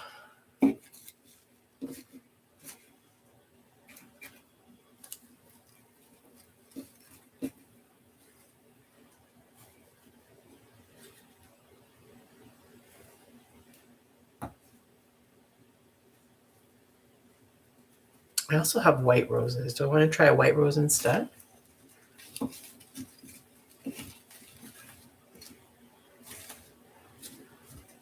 No, I don't like it.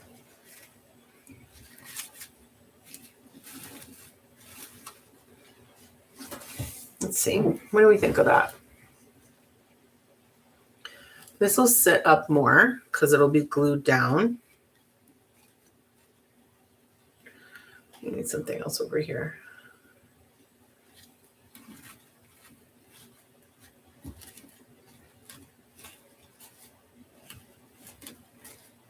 Those are a little close to each other.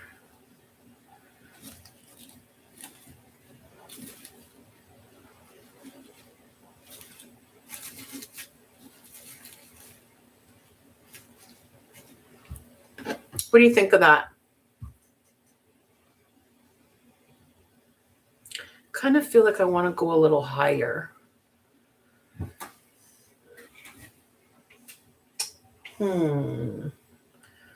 What to, oh, let's not forget, I want to put a butterfly on here. That's really important to me.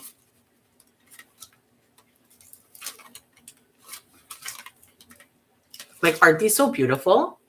I got them at the Dollarama a long time ago, and I have been looking forward to using them in a project. Okay, let's see.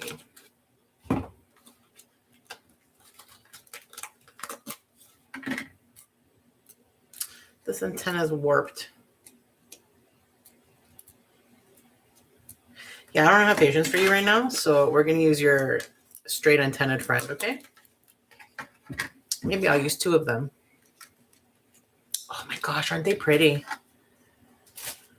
Okay, let's see. What else do we want to put in here? Do we want to put any leaves in, like some greenery? Or do I want to try to put a few more flowers? I think I'm going to use some tulips after all. I'm being kind of ridiculous not using them. Not a big one, but like a little, let's cut this and we'll see what we think. Every time I use faux flowers, they all come with some kind of leaf. And whether I use it in my project or not, I try to always keep the leaves because they come in handy for different projects.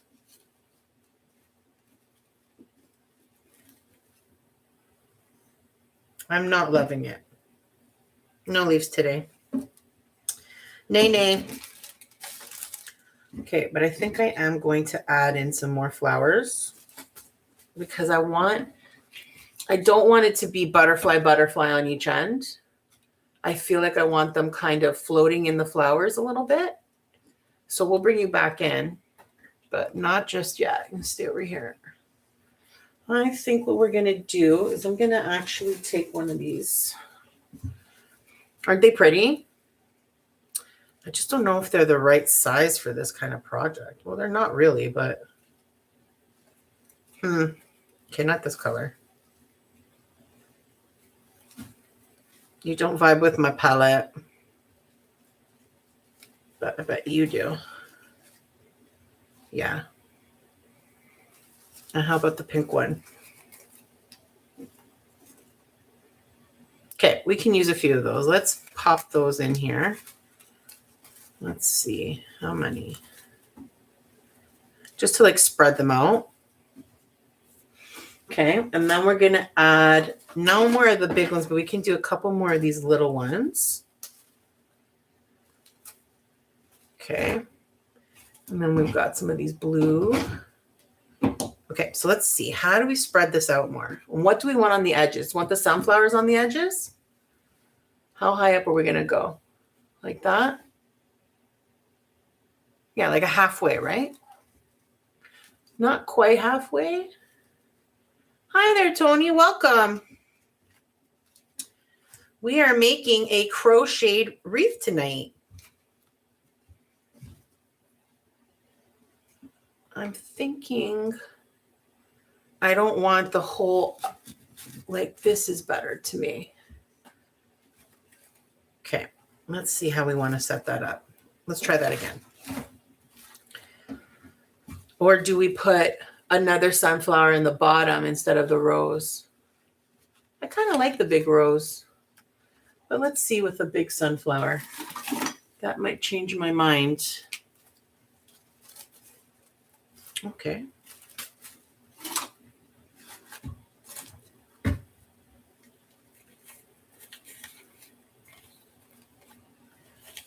This needs a little assistance. It's a little wrinkly.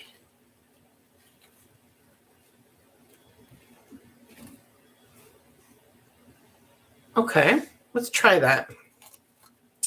And now we're going to build around it. So we'll do some blue. Okay, we'll do some white. No, too much of the same. Tuck one of those here. Let's do a rose. Do I want a rose here? Okay, and then we could tuck another one of these white ones here. I want enough room for the flowers to show.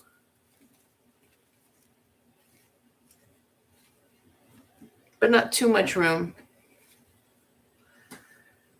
I'm not really loving this over here. Okay, out you come. Back you go.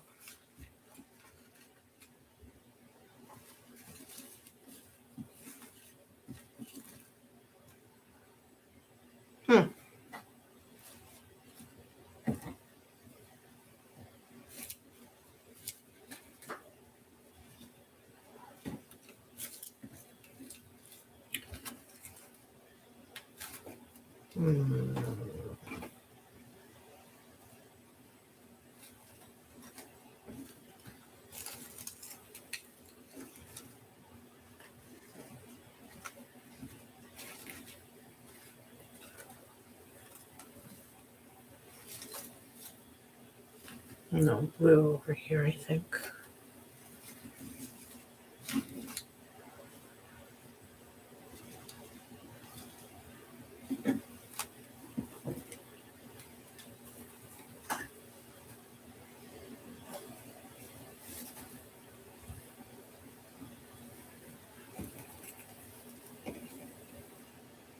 It's a really small one. I put two of them together. What do you think?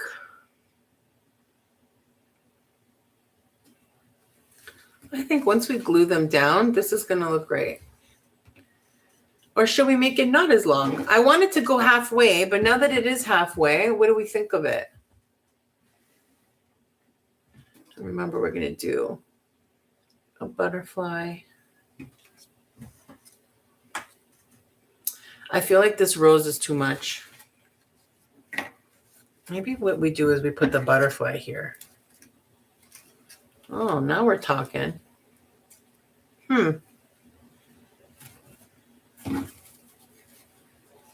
Let's do a white rose here because I'm going to clip it on top like that. Maybe at an angle.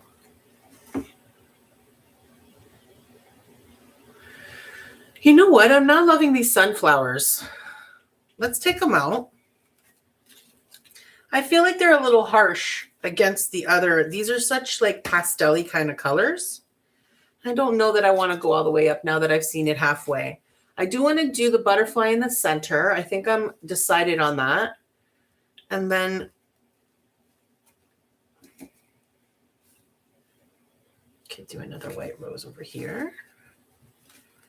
Do a tulip over here.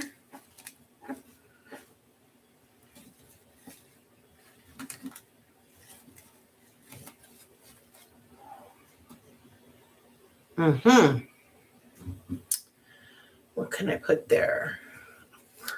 a pink tulip and another one of these blue cornflowers over here. We'll do a purple.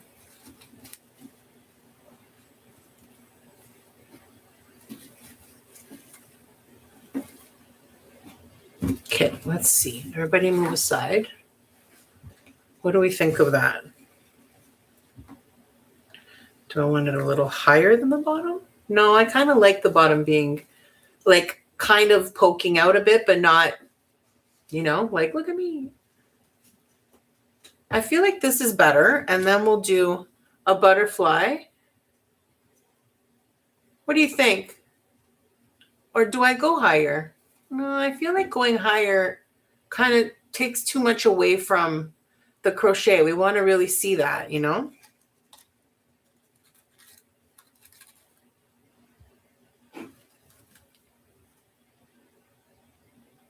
What do you think? Now remember, it doesn't have to be at the bottom. It could be at the side. I kind of really like it on the side. Oh, I love the way that looks now. Isn't that interesting? When I had it on the bottom, I was like, oh, I don't know. There's something missing. And now on the side, I think this looks great. Okay, so that means it's time to start gluing. So I am going to move these out of the way. I might need a couple as I'm gluing. We'll see. But I don't think I'm going to need you. I'll keep my tulips just in case. All right, glue gun, you're good? All right, so what we're going to do, this is going to be a little tricky because I don't know if you see all these holes.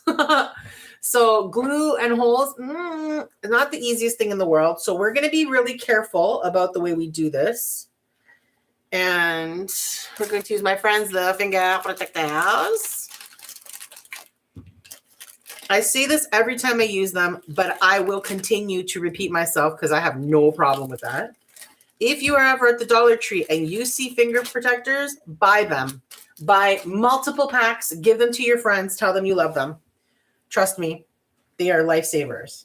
Okay, we're going to start with this guy, the white rose. I'm just going to have to deal. I'm concerned that it's going to go right through to my table, and if it does, we shall live with it. So I'm going to be a little bit more conservative with glue than I normally am. And I'm trying to target.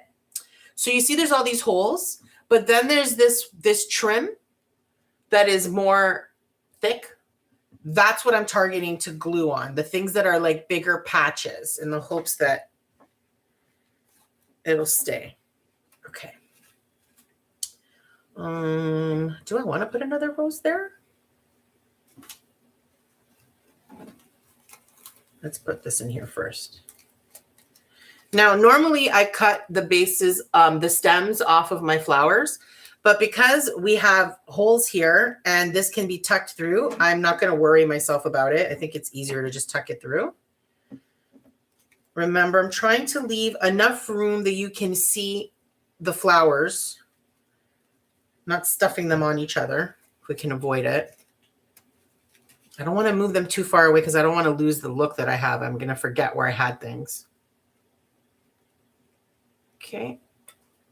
And now this guy, I'm going to thread through that.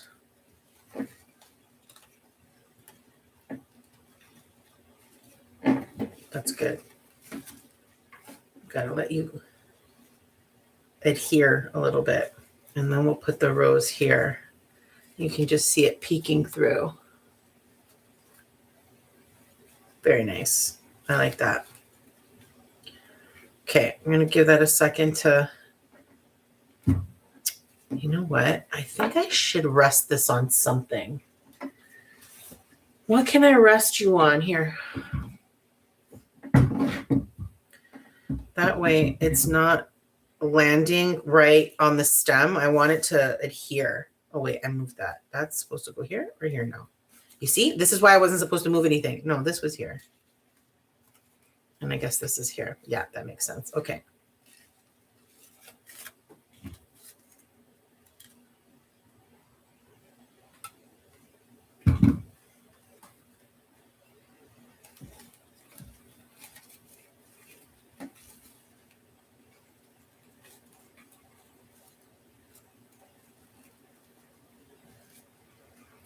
Oh boy, that's a big drop of glue that's about to fall.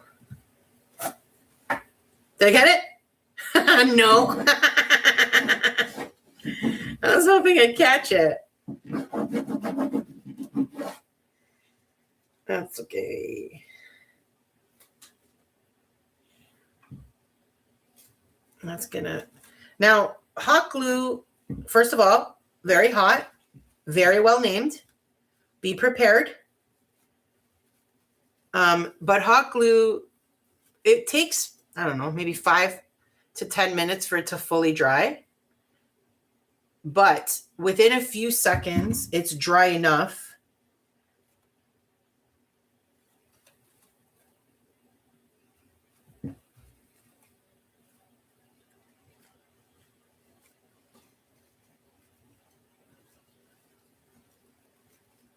I'm trying to get the stem to go through the actual. Okay, you were supposed to go here, right? I think so. Yeah.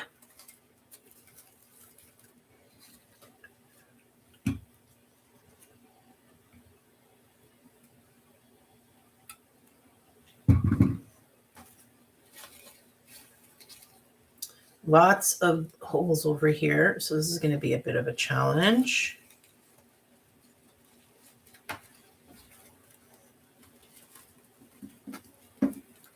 Uh-oh. Sorry, bro.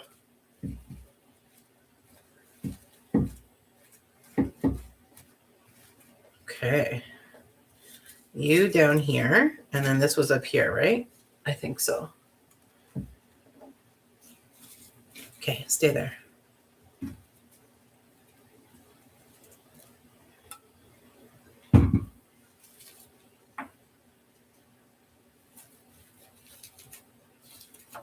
Okay.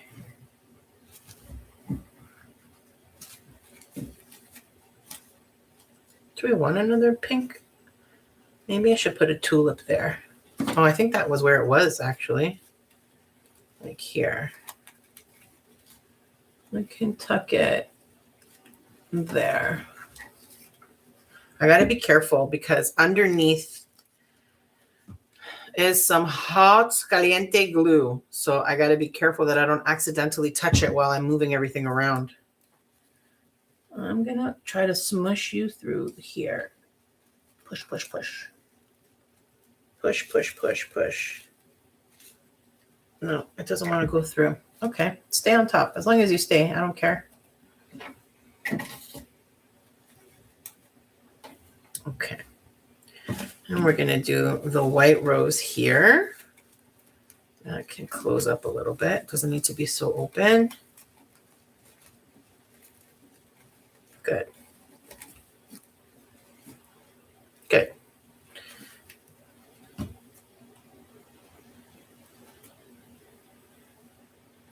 Okay.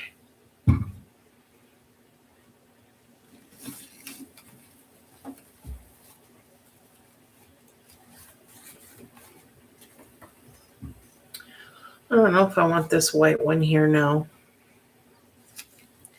I feel like white and white. I don't know how I feel about that. Maybe I should just tuck something between them. One of these blue ones. Where? Like here? Or do I do another tulip? Maybe we do another tulip. Like here.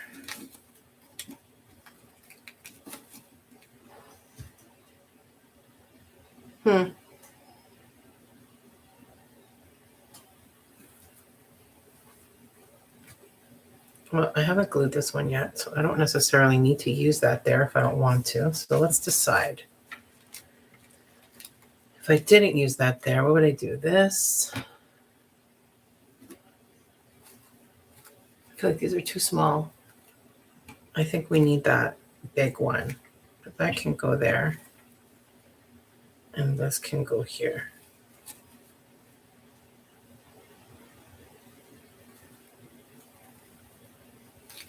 Because I wanted to put it between them, but there's not enough room for that. Then it gets lost. Right? Yeah. Let's put it near the end. Okay.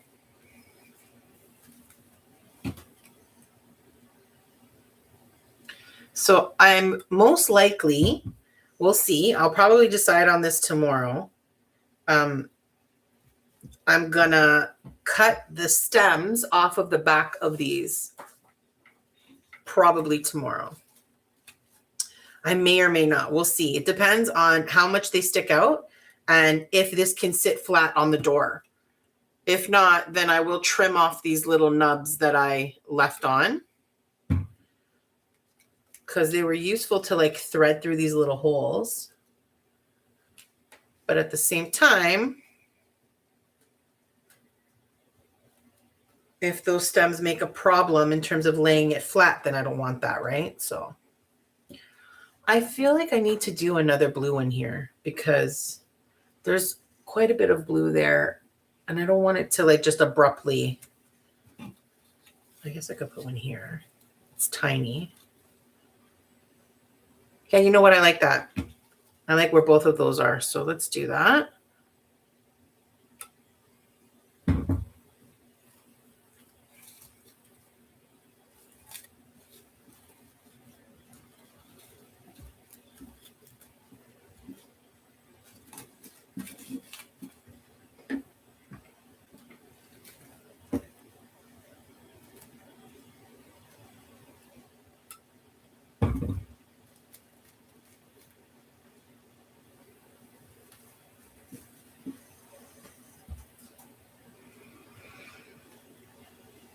Okay, so I feel like we've done all of these, but we'll check afterwards. I'm not pulling on anything, but I'm pretty sure I started at the white rose and went this way. So now we're gonna go, I got glue on my finger. That's okay. It was dry. Now we're gonna go on this side. Yeah. Okay, good. What do I want to put here? I feel like something is missing. Should I put a red? No, I have a pink rose here. What color should I put there? Oh, this is going to be covered by the butterfly. So the color doesn't actually matter. So you know what? I'll put another white rose there to fill the space. And then we're going to cover it with the, oh, doesn't that look pretty? That's a great idea. It's kind of like it has a white rose background to land on. How pretty.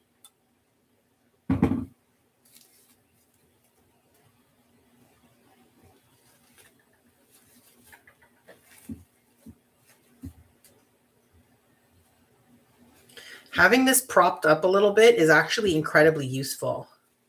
So I would recommend you do the same. Okay. We're going to do you next. Blue cornflower. Cornflower.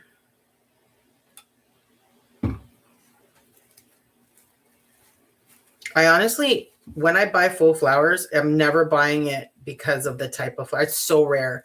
I mean, occasionally I'm specifically looking for sunflowers or I'm specifically looking for, you know, roses or something. But generally speaking, I'm usually just looking for a color or a vibe. Like, oh, that'll fit my project. You know what I mean? And I have a few bins full of faux flowers, which I scrummaged through before this started.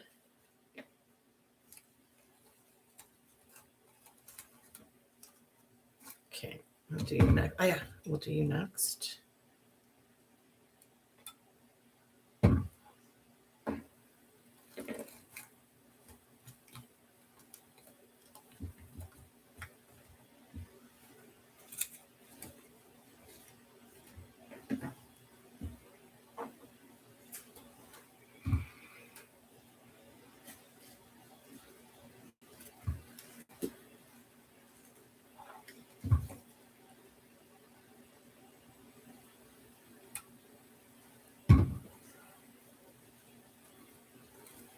That one's for sure going to go through the table. I think that side's dry now. I need the lift on this side now. Can you see that? Yeah. I'm trying to decide if I want to tuck, because the rose is going to take up a lot of space. So in between these, I think that's where that'll be. You know what? Let me put the rose in first. And then we can decide what to tuck in here because that's going to take up the most room. This and the orange one. I'm not sure if the orange ones are roses. I guess they are. It's probably just like a different type of rose.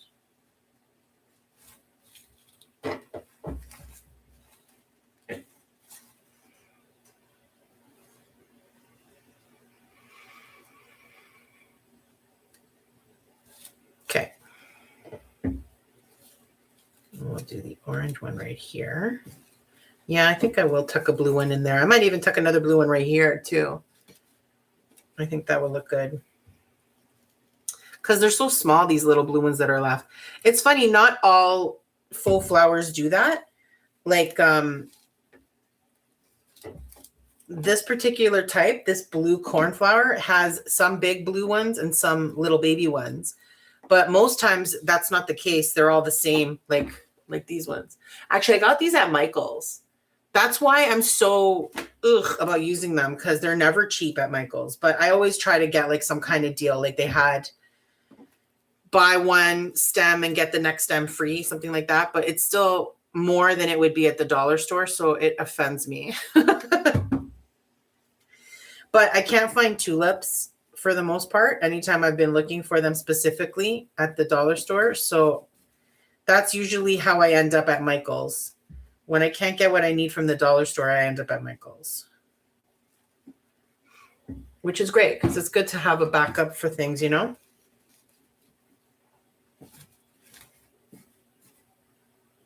I think I'm going to put 2 here. We're just going to fill that whole spot with the blue and make it look like it's one big one instead of 4 little guys.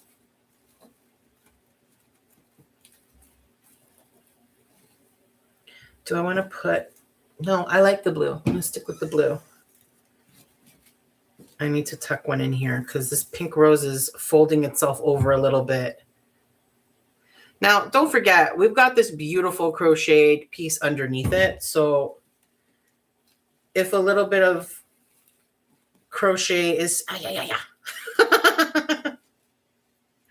is seen through, it's fine. It's going to look beautiful no matter what. Okay, that's good. Now you over here, we're going to have you stick out just like that. Oh, that's a good spot. Okay.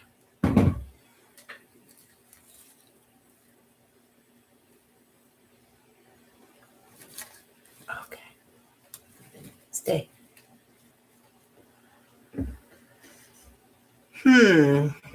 Now I feel like I might want to put a little bit of white over here and we'll end with the blue. Like to kind of like spread it out all the way around. I think that's good. Okay, so we'll start with this guy. Guys, we're almost done. We've got like a couple steps left. We're just gonna tuck this in. I think we'll put this one here in these holes. I don't want to go too much higher. Oh, this one popped right out. Do I want another color up there? Should we put a pink tulip? We've got glue spider webs everywhere. Maybe I'll do, I could do one peach one. I haven't done any peach at all.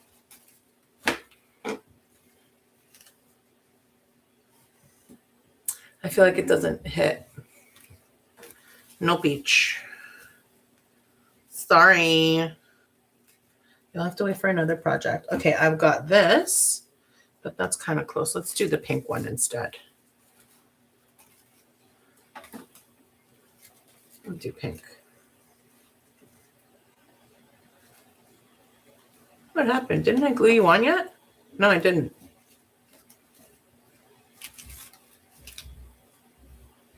I think that's good. Let's turn it around so I can see it better. Yeah, I think I like that. Let's make that happen.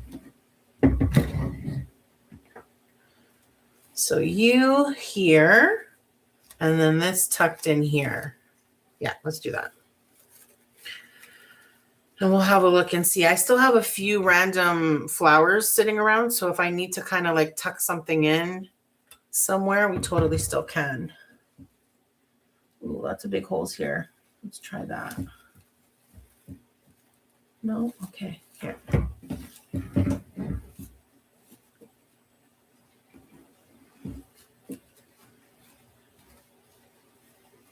That's good. And now you, I'm going to tuck you in right there, right here, so that you're just poking out a little bit. Dude, didn't I glue you? Yeah, I did, and you came off. Okay, you need more glue. You need more glue and a little bit less attitude, please, por favor. So I'm not surprised that some of these are not going to stay. And I'm going to have to try a few more times to add additional glue, maybe from the back. With all of these holes, it is completely normal for these to not stick on as perfectly as they would if they were on an easy surface. So I might have to be a little more aggressive with my glue application. We'll see. I feel like everything is so far sticking down, so we're okay. But I can totally see having to maybe like add a little bit of glue from the back tomorrow once this is like nice and dry. I'm going to tuck this right here.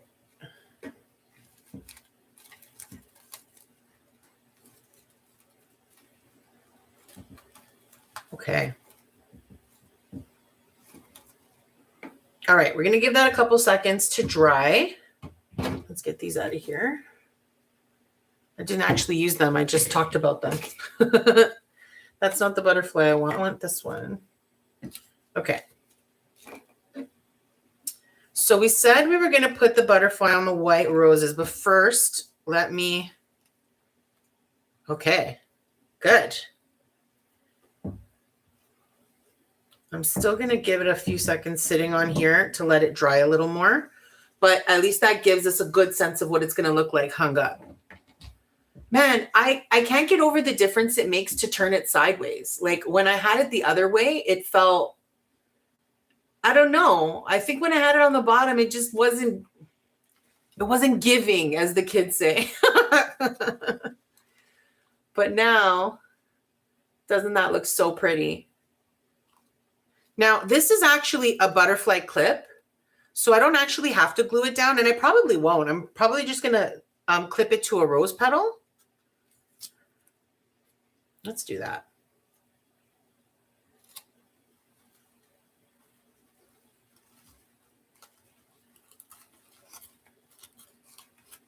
Yeah, I like the angle. Oh, isn't that so pretty? Oh, I'm so pleased with the way this turned out.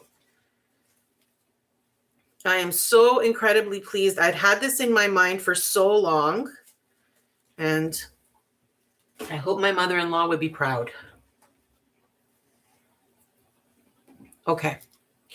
We've got one more step, and that is, how are we going to hang this? Now, personally, my intention is to hang it from the rim.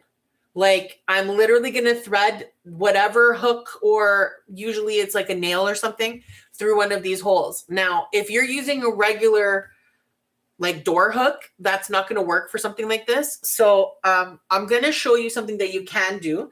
What I would do is, let me grab some yarn, because we are in a yarn mode with this project. We're going to stick with the yarn because same. Now, there are a couple of options. Some options include, you could just do a straight up loop, okay? You make a loop, you thread it through, and then you hang it from the loop. That's perfectly acceptable. Make it as long or as big or as small as you need for the hook that you have on your door. Because when I take pictures of these, I hang them on my wall. where I have all of my lighting and stuff, right? But when I want to hang it on my front door, I have one of those traditional hooks that goes over the door, like it from the other side, and it kind of like hangs on the center of the door, and there's that hook, and that hook is thick. It's easily a couple of inches wide. So I would need something like this in order to place that on my front door.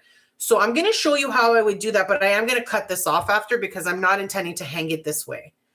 And quite frankly, I don't really want to hang this on my front door because I don't want it to get damaged. But my storm door doesn't close as well as it should. It's old. Okay, so what I'm going to do is tie the bottom together. Like another little slip knot. So I'm sorry if I did that too fast. Ends together, wrap around my finger like that. Then you're going to slide the loop off the finger, and we're going to tuck the ends through the loop. Dude. Okay. Slide them through the loop, and then we're going to just pull that to make a knot. That's why I call it a slip knot. Now, in this scenario, what you can do is feed it through one of the openings here, probably the one that's closest to the top so that you're not pulling on the actual. So I'm going to try to go through right at the rim here. Yeah, beautiful. And now that we have it through like this, I'm going to tuck this into the loop. And there we go. It is now tied on to the top. And this will give you enough real estate to hang it on one of those things. And it won't be super long. It'll be like a short hang. A short hang, like only like a 10-minute coffee, okay? It's not like going out for dinner or anything. So that is definitely an option for how you can hang this.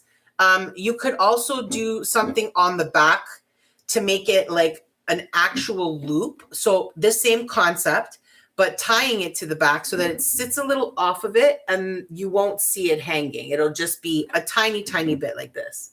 So you've got options if you want them. But personally, I like the idea of not having the hanger on it if I can avoid it. But if anything, the white string it's great. It's not going to take away from it, and it'll look so pretty. So let's do the final reveal. I always enjoy doing this. Even though we've been making this together from start to finish, we'll do it anyway. Are you ready? Here we go. Beep, beep, beep. Boop, boop, boop, boop, boop, boop, boop, boop, boop, boop, boop. I am so thrilled with the way this came out. I'm so happy. I love it. I love it. I love it. I love it. I'd love to hear what you think about it in the comments below. Again, let's have a quick chat about what we did, okay? Because this is 2.5 hours to create this gorgeous wreath. Having said that, I did not crochet this today. I did not crochet this at all. This beautiful crocheted pattern was made by my mother-in-law, who we lost a couple of years ago.